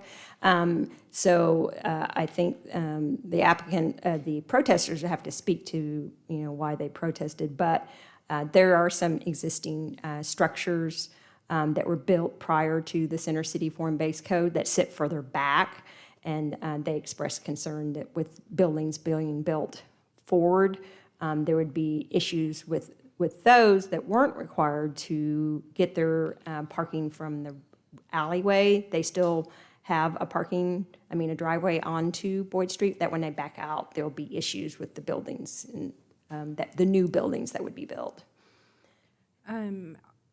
Is staff working with some of them for a solution? I believe there may be, staff has met with them to discuss those issues, yes. And would it be fair to say that as those lots with the parking in the front, as generally people practice their parking skills or don't, that they already block the sight lines with their vehicles and the sidewalk?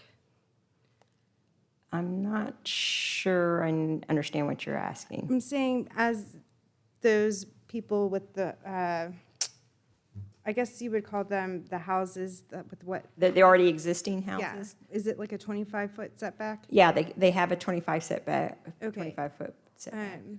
But it is fair to say that those people parking right there in those particular houses already block the sidewalk and make it impossible to see anyway. You mean with their cars? Yes. That when they pull into their driveway, where they're not supposed to park over the sidewalk? I've seen them blocking the sidewalk. Okay. So, I was to say, but yes, I that mean, could I be a understand possibility. the protest, but I also, yeah. Okay. That's it for me. Okay. Are there any members of the public that have comment? Alice Luke, would you like to speak? John? No, ma'am. No, ma'am. John?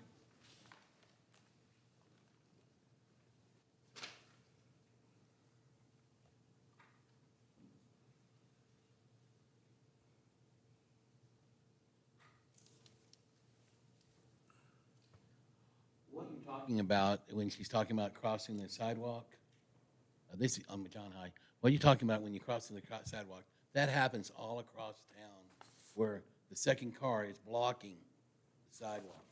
I deal with it on a regular basis, and it's dangerous because it does put me out into the street every time that happens. And some streets are really like a good example is Iowa Street is a good example. Barry is another good example of streets that people block the sidewalks. And it's going to happen everywhere. Some people get, the police have been taking care of a lot of it, in the parking and to get them back off of it. Everybody knows they're not supposed to block sidewalks, but they do it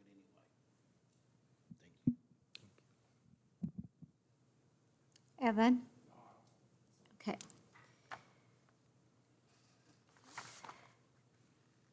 Rick Yules? I'm sorry if I butchered your last name.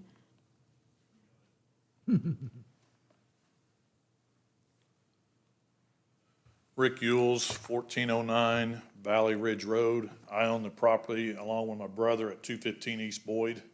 And we have a couple properties in the area, don't have enough money to hire Gunner, so we're here on our own. The center property up here is on the Boyd, is the center purple one is 215 East Boyd. The real issue, I don't know if this has anything to do with form-based code. Form-based code was passed a few years ago. It's 9 feet everywhere. The issue is on the corner of Boyd and Monette, they allowed a building to be built at 3 foot.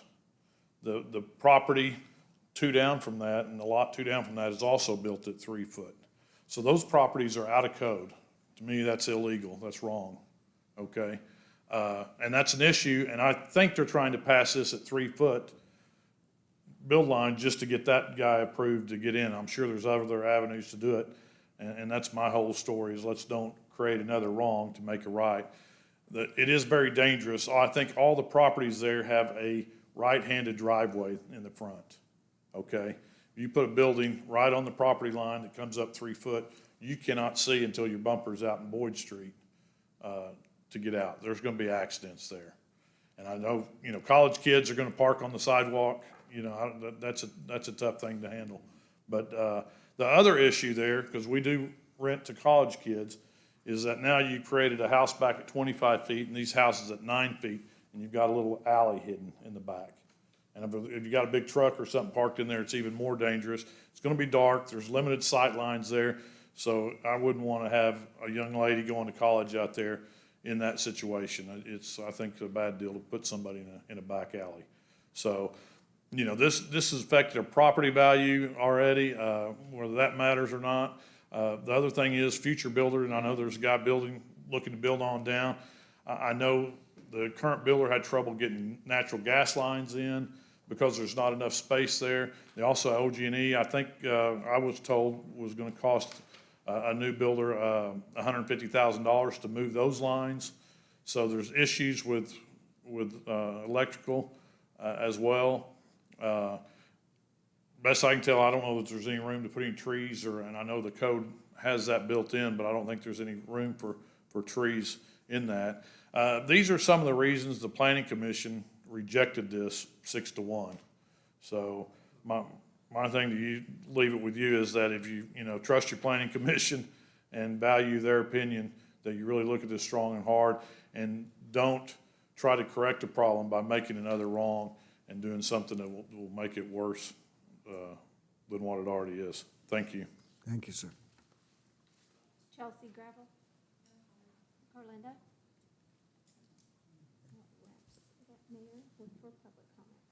Thank you, ma'am. Councilmember Holman? Question for staff.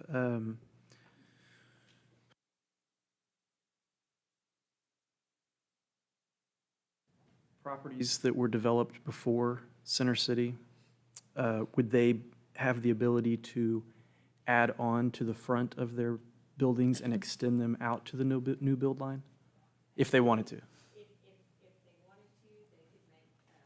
If they could meet the Center City Form-Based Code, other, requirements in the Center City Form-Based Code, yes, they could do that. Okay, so there is a potential that they could Yes. add more units to their existing? Yes. Okay. And, okay, that was the main question I had, because that had been mentioned before, but I wasn't sure if that was actually the case or not. Thank you. Like I said before, having been involved with the Center City policy process since its beginning, I'm not sure what happened here, but I know the intent of members involved with that committee were always that the build line on Boyd Street would match the historic build line of Campus Corner along Boyd Street. So I'm not sure about the properties that were recently developed or what mistake may or may not have happened with those, but the intent has been that from the railroad tracks all the way west, at least to the Boyd House, would be a uniform build line the whole way. So, thank you.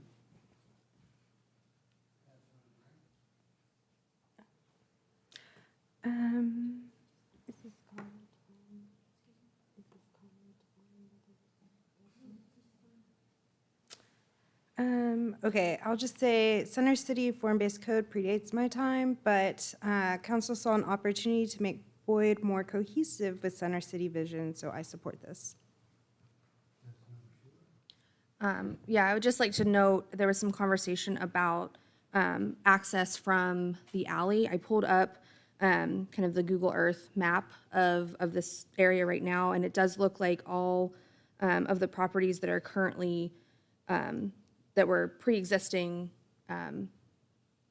Center City Form-Based Code do have access and parking from the alley as well, and it looks like there's like maybe one spot in front on Boyd Street with the driveway, so just wanted to clarify that there is existing parking and access from those properties from the rear on the alley.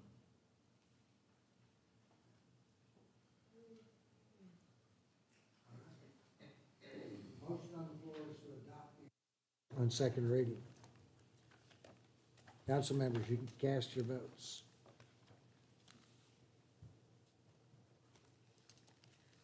All votes have been cast, and the motion to adopt the ordinance upon second reading passes by a vote of 7-2. Voting against, Councilmember Ball, Mayor Hykela. I'll entertain a motion to adopt or reject the ordinance on final reading. So moved. Second.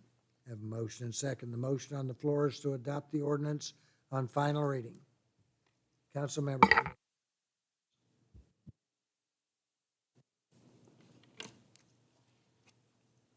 All votes have been cast, and the motion to adopt the ordinance upon final reading passes by a vote of 7-2. Voting against, Councilmember Ball and Mayor Hykela. Thank you, ma'am. Item number 45, preliminary plat for Simple Storage Edition, generally located near the northeast corner of the intersection of 24th Avenue Southeast and Imhoff Road. I'll entertain a motion to adopt or reject the preliminary plat. Second.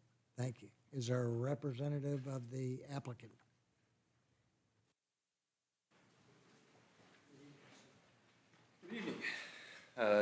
George Campbell Balloon Associates. I am the civil engineer for the project. It's a two-lot subdivision. We are basically trying to divide the property into two pieces. The one on the left, I don't know if the plat is available or not, but You may have a mouse that you can use on there. See if there's that. Did you provide a map for it? I didn't bring one, but I don't. But there are two pieces to the lot. Yeah. Yeah. There we go, subject track. So the piece on the west side, there's a line that goes up there. That one has a contract for sale currently. The piece on the east side does not.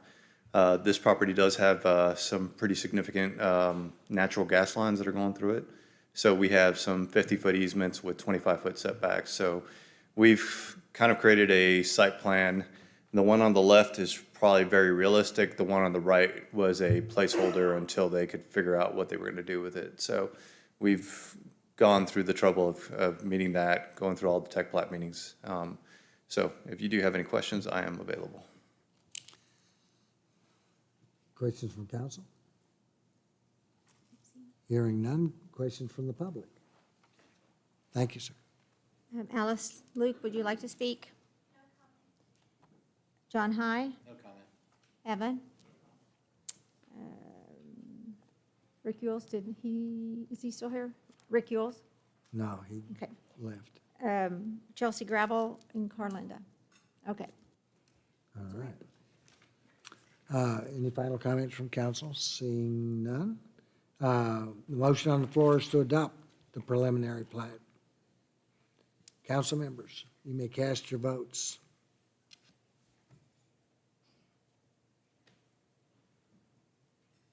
All votes have motion to adopt the preliminary plat passes unanimously. Thank you, ma'am. Yes, sir. Miscellaneous comments. This is an opportunity for citizens to address City Council. Due to Open Meeting Act regulations, council is not able to participate in discussion during miscellaneous comments. Remarks should be directed at the council as a whole and limited to 3 minutes or less. Madam Clerk, do we have any signed up for? Start with Riley Worley.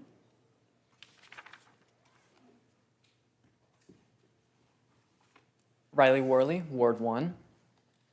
I'm going to speak about two things tonight. The first is the results of an experiment on Housing First as a solution to the homeless issues in Denver, Colorado. The second is why this result will not matter in the Norman housing debate. So according to a report released by the Urban Institute and the University of Colorado, Denver, a 5-year pilot program for a Housing First policy received major success, specifically at reducing crime and police encounters with the homeless. Quote, the Denver SIB, Social Impact Bond, has been remarkably successful, essentially saying that Housing First is a very successful and reasonable policy for solving homelessness. But here's why that doesn't really matter in the context of Norman. Because in my experience, I've seen a lot of inconsistency regarding the homelessness debate. I see people advocating for treatment first as a plan, saying that Housing First has failed in Norman. But when you look at Norman, we don't have Housing First at this point. We have a limited number of shelter beds and a small amount of rapid rehousing, all of which is handled by one organization in Norman and contracted with by the city. That's not Housing First, that's taxpayers and that's landowners first. which isn't really addressing anything at all. It's just public relations. Additionally, I see a lot of people talking about how people in the homeless community in Norman are being bussed in, and then immediately afterwards are advocating bussing out. So they're complaining about busing homeless people being a negative thing, but then advocating for it as well.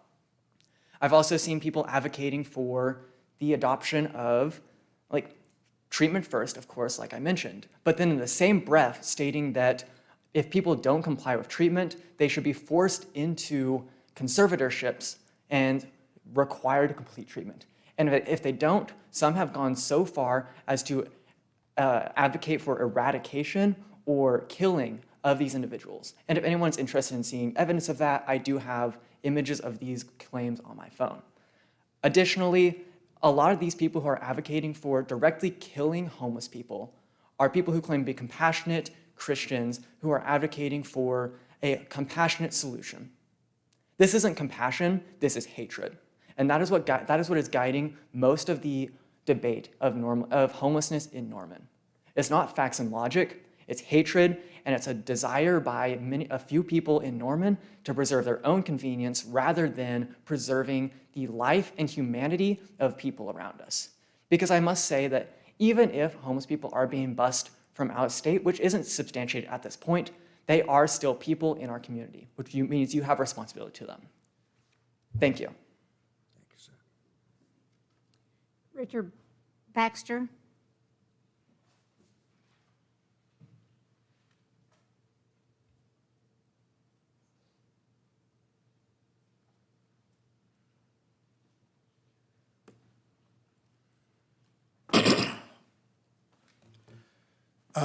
Hello, I am new to the Norman area. Please introduce yourself, sir. My name is Baxter.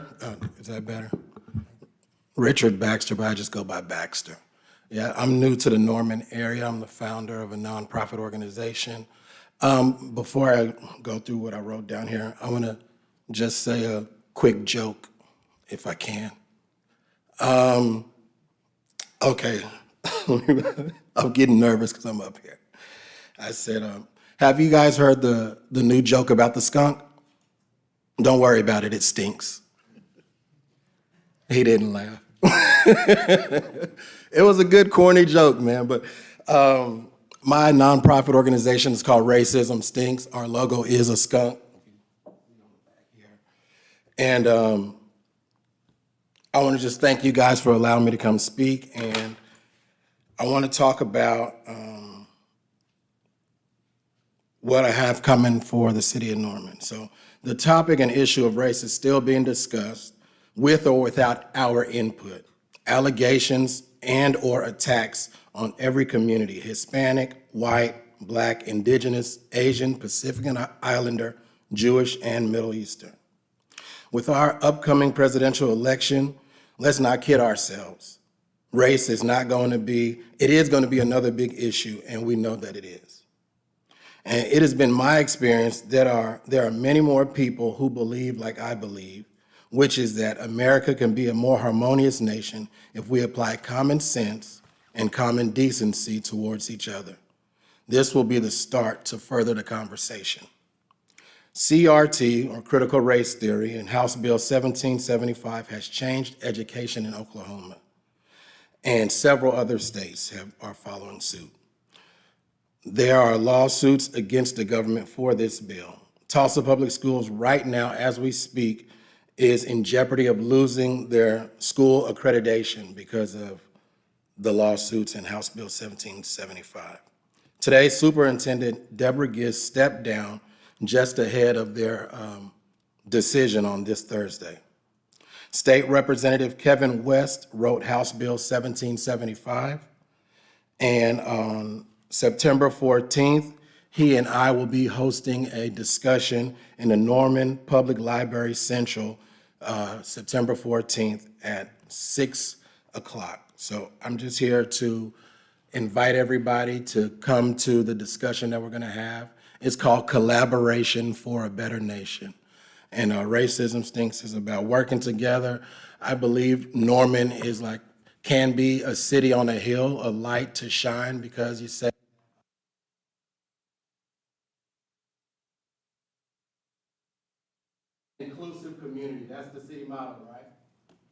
Sir, you're done. Thank you, sir. Marguerite Larson.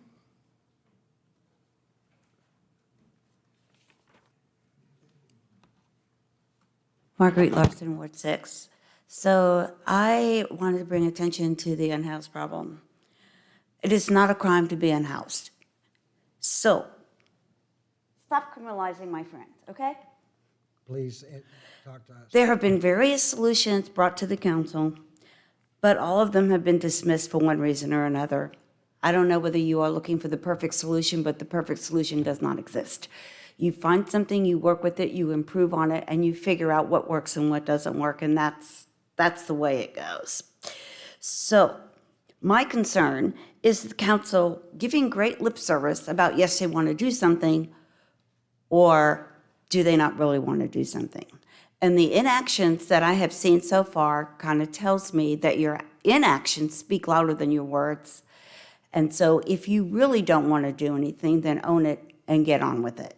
If you are going to do something, then let's get on with it. Let's take it and move with it and do something with it, because this yes, no is not any type of a solution for anybody.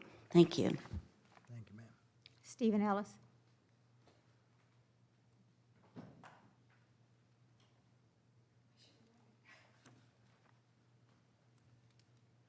Steve Ellis, Ward 4. Two issues for me tonight as well. The first is that I was glad to hear my council member discuss issues involving the unhoused during council comments. Thank you very much for that. But I wanted to let you in on a little bit of news. I suppose everybody knows this because it was on Facebook, but it happened since we started tonight. Someone set fire to the downtown pantry behind Yellow Dog Coffee, which is one of the services that is largely, but not exclusively, used by Norman's unhoused community. It's hard to tell from the pictures, but the pantry itself seems to have been seriously damaged, but no one seems to have been hurt, so thank goodness for that. And it reminds me just how contentious the issue of the unhoused has become in Norman. But I just wanted to remark that whether you think of it in terms of love your neighbor as yourself, or in terms of an injury to one is an injury to all, it's clear that we're keepers of our sisters and our brothers. And the neediest of our neighbors have the most call on our concern.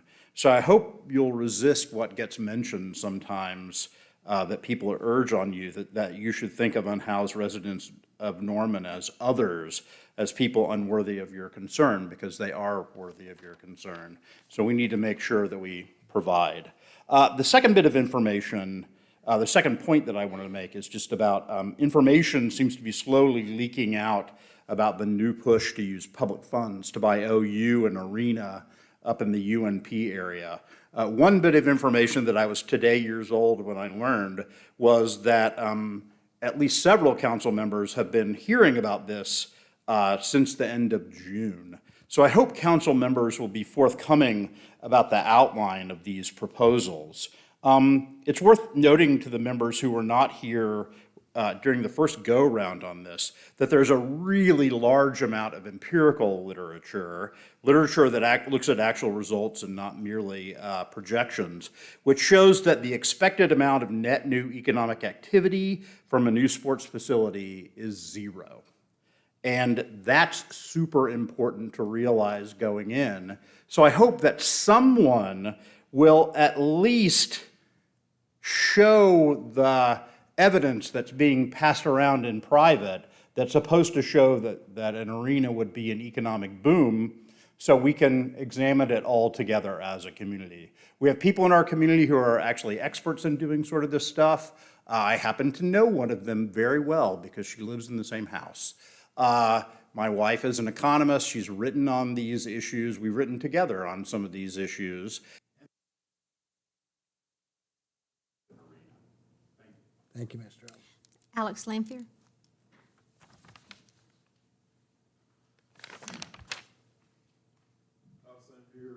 Two, I just wanted to make a comment about last week's study session. A little bit disappointed on the sprinkler system kind of consensus y'all had on the 718 North Porter facility.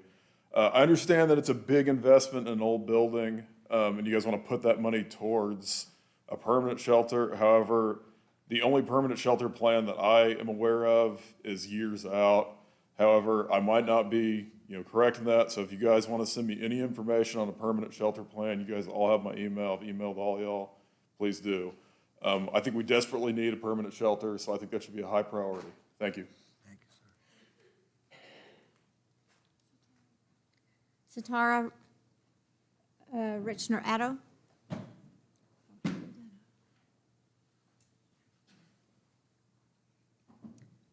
Satara Richter Otto, Ward 5.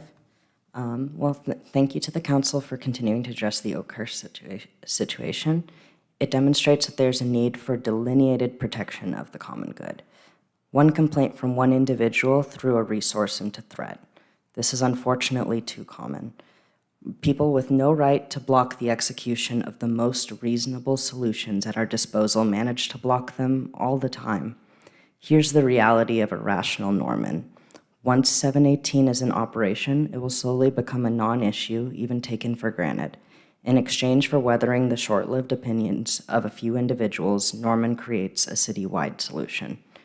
As mentioned by Councilwoman Schuler, these things move at the speed of government. So consider what serves the common good of the city and what does it the soonest. Thank you. Alice Luke.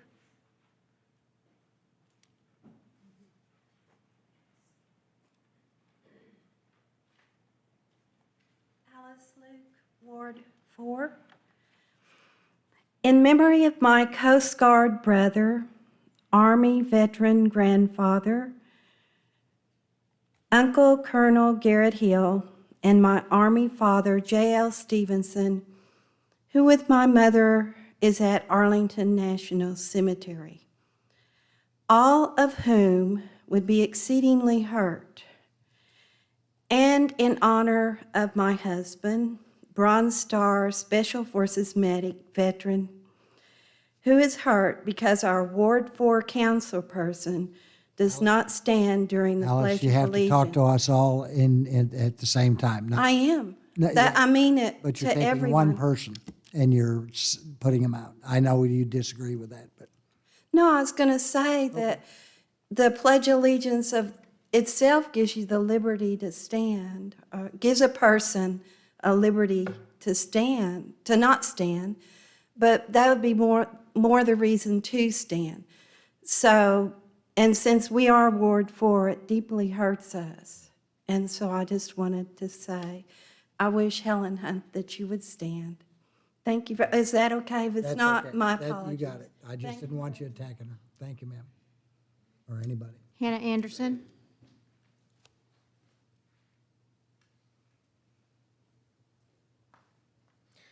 Hannah Anderson, Ward 8. Mayor, Council, good evening.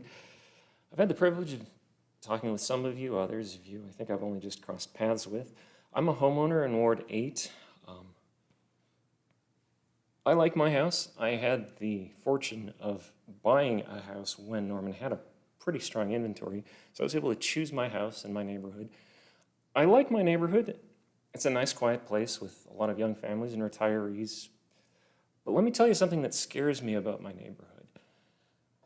Every year that I've owned my house, and for a few years before I bought it, so for a decade now at least, every year the market value has gone up faster than inflation. So a good investment, right? But I think that's bad. I don't think housing should be an investment. It's supposed to be a home. I think it's an abomination to treat housing as an investment. We have spreadsheets in our portfolios spattered with blood drawn from the veins of the least of us. My father's a pastor. I don't particularly like citing the Bible, but there's a pretty famous parable where someone asked Jesus, "Who is my neighbor?" And he told a story about a man who got mugged and left lying in the street. And some upstanding citizens in his community came along and passed him by and thought, surely someone else will come along, someone else's job to help this man. And then someone did come along, but that man was a foreigner. But that man looked at the wounded man and said, it is my job, it is my duty to pick him up and take him to be given care. and not just given care, but funded that care. And so Jesus closed asking, so who was that man's neighbor? And I appreciate the city's work in opening up Center City for development. I kind of wish that there'd been more density being built around OU when I was a student there. Everyone I knew was scattered out into the winds of Norman. And I'm very happy the city's been moving forward with affordable housing with the Norman Housing Authority and some of the projects in Ward 1. But I hope the city continues that and continues building capacity in the city to develop housing, because I think it's very useful when a city can take profit that would have been generated by housing and immediately reinvest it back into the community. And I also want the city to build a shelter.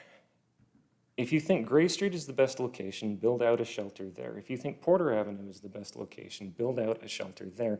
If you think Reed Avenue is the best location, build out a shelter there. But build one, and build one that is big enough to meet the needs of Norman as the city that we are with the needs that we have. Build a shelter or admit that you are not actually anyone's neighbor. Thank you. Good night. Sherilyn Denso.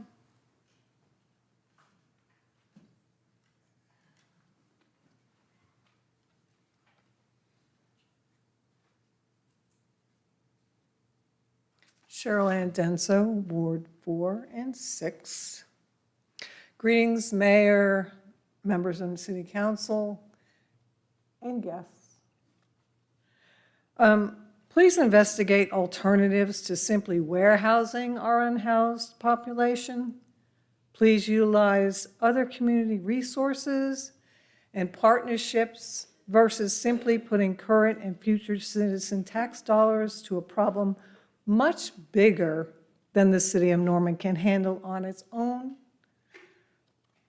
Information of the various programs addressing this issue can be found at the websites listed, and I have a copy for each one of you. I agree our city must do better to take care of all the residents, particularly folks who pay the bills, the taxpayers. I implore you to please find an alternative use to 718 North Porter as a low-barrier homeless shelter and sell this property ASAP so we can move on to a more sustainable and comprehensive solution. Thank you. Russell Rice.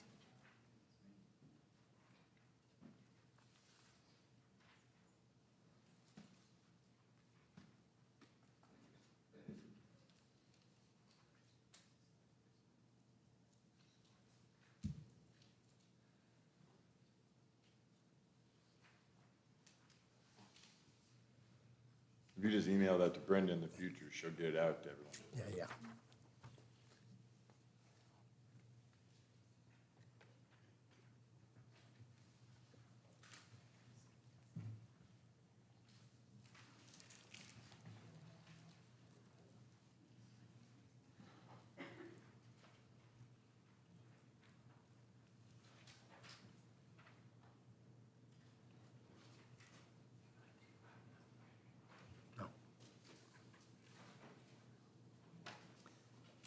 Mr. Rice.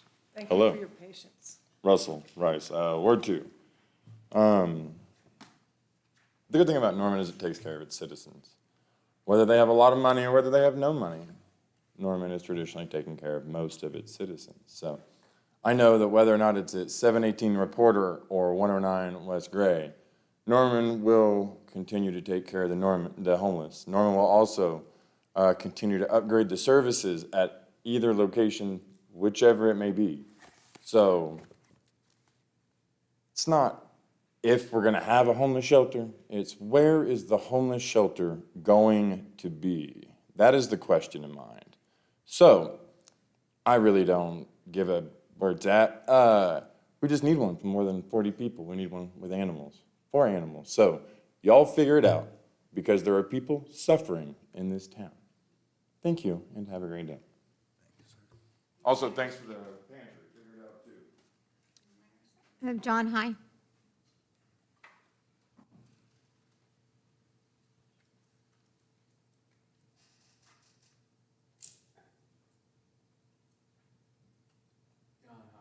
Can you hear me okay? Mm-hmm. Okay. First thing I can do is I'm not going to complain. Hey, look at this. I got the mayor to look up. I'm going to talk about something that was really great that happened to me today. You have a new ADA coordinator. Do any of y'all know his name? That's your research for the night. Okay. This ADA coordinator returned my phone call, and after I told him what was going on, I received at least 4 phone calls from city staff trying to resolve the issues. 4. These things I'd contacted 2-3 months in advance, and nothing had happened. So something's going on with your ADA coordinator. He's doing a great job. Okay? I just wanted to tell you that right now, because if you get that many phone calls. The other thing I wanted to talk to you about was, about the homeless. You treat homeless like they're homeless, and you crowd them all together. They're not going to have respect for themselves, and they're going to do things that you don't like because they don't feel like they're being respected. And we all know that. We know how we feel when we're not being respected and how we feel. So we really do need to address this issue, get it taken care of. I know it's hard to find a place. Hey, if you have to, build it on the other side of Veterans, way out there in the middle of nowhere. But get a place where these people can live, And I guarantee you they'll start, a lot less crime in this town will happen. People will feel better about themselves, and they'll act accordingly, most of them. So, and that's what I wanted to point out also. But, hey, your sidewalks are looking better, and it looks like he's going to try to get things done a little bit more than all your staff has done in before. He seems to want to know about these things. And I like that the ADA coordinator is worked on, okay? Thank you. Thank you, sir. Kevin Dunn.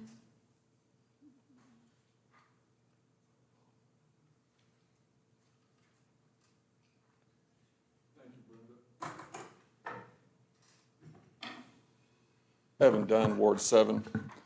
And I brought this in part to demonstrate for Mr. Munson. I imagine he's watching. He, I guess it was a month or 2 ago, he referenced the potential that our city composting facility has. And as he talked about a sifter, right? This is 1/4-inch galvanized fencing that's been put over just the frame of an old screen door that I had.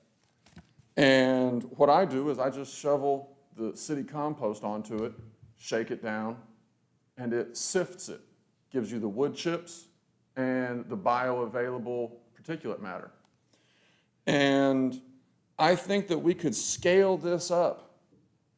Imagine like one of those ranch gates with this just wrapped around it. Get a front end loader just to like slowly drop it onto the grate. I think that that could be a way of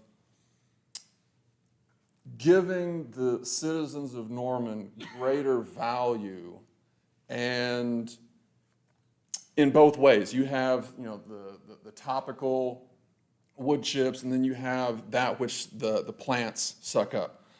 But composting in general, did you know that you can compost hair clippings? Did you know that you can compost fingernail clippings, coffee grinds? Everything that we get in our kitchens that doesn't go into our food, we can compost that. And composting is something that sounds so simple. One time I painted on my truck. I painted, "I'm gross, but I compost."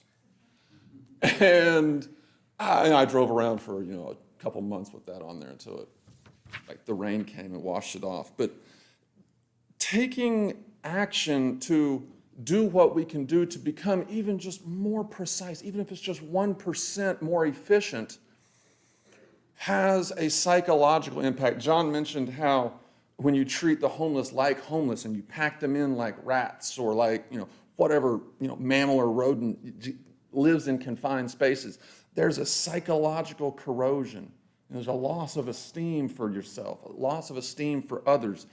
And it may not seem like much, but it can have an impact, and I think that's one of the motivations behind all this talk about permaculture incentives, It's to have this larger effect that only when we change ordinances, only when we change these regulations do we really see it. So, lastly, I think we need to give Bryce some money because I want to see some of y'all in some reality shows. Get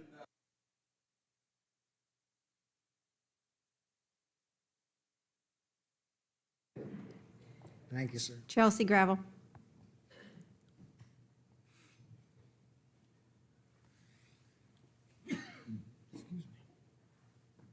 Thank you, Council. My name's Chelsea Gravel. I'm in Ward 4. I really appreciate this opportunity to speak in front of everyone. It always makes me very nervous. I'm not a speaker. I would call myself a preschool teacher or a program designer. This is not my specialty. So I was born in 1991. I am 31. I'll be 32 this fall. I know I look much younger than I actually am. And I'd like to take the time to look at all of our OU students, our very, very young students who do not know what is happening here. In the fall of 21, we had 2,800 students. And in the spring of 22, we had 2,600 students. And that number is about the same now.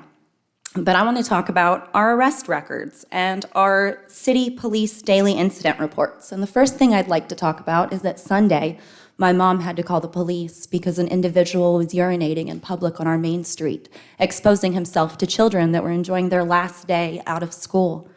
And on our planning meeting on August 10th, I was driving down Porter and an individual who was heading north on their bicycle got hit by a car.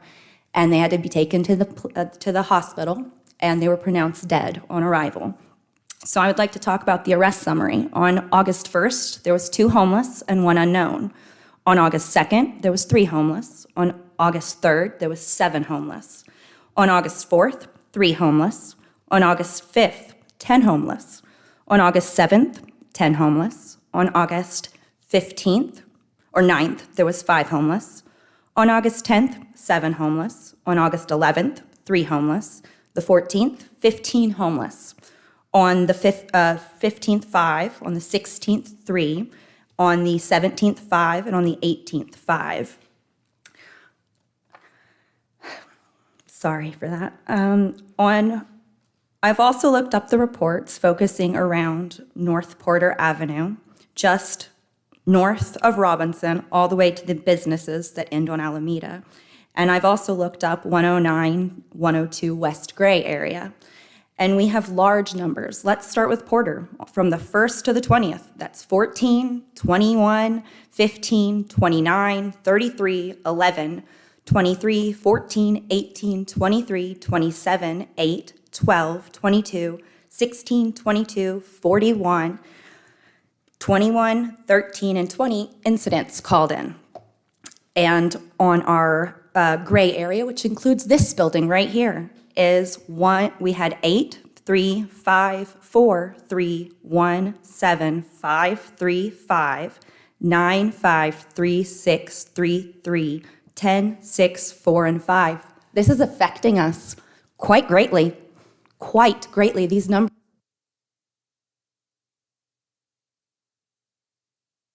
Carlinda Gravel.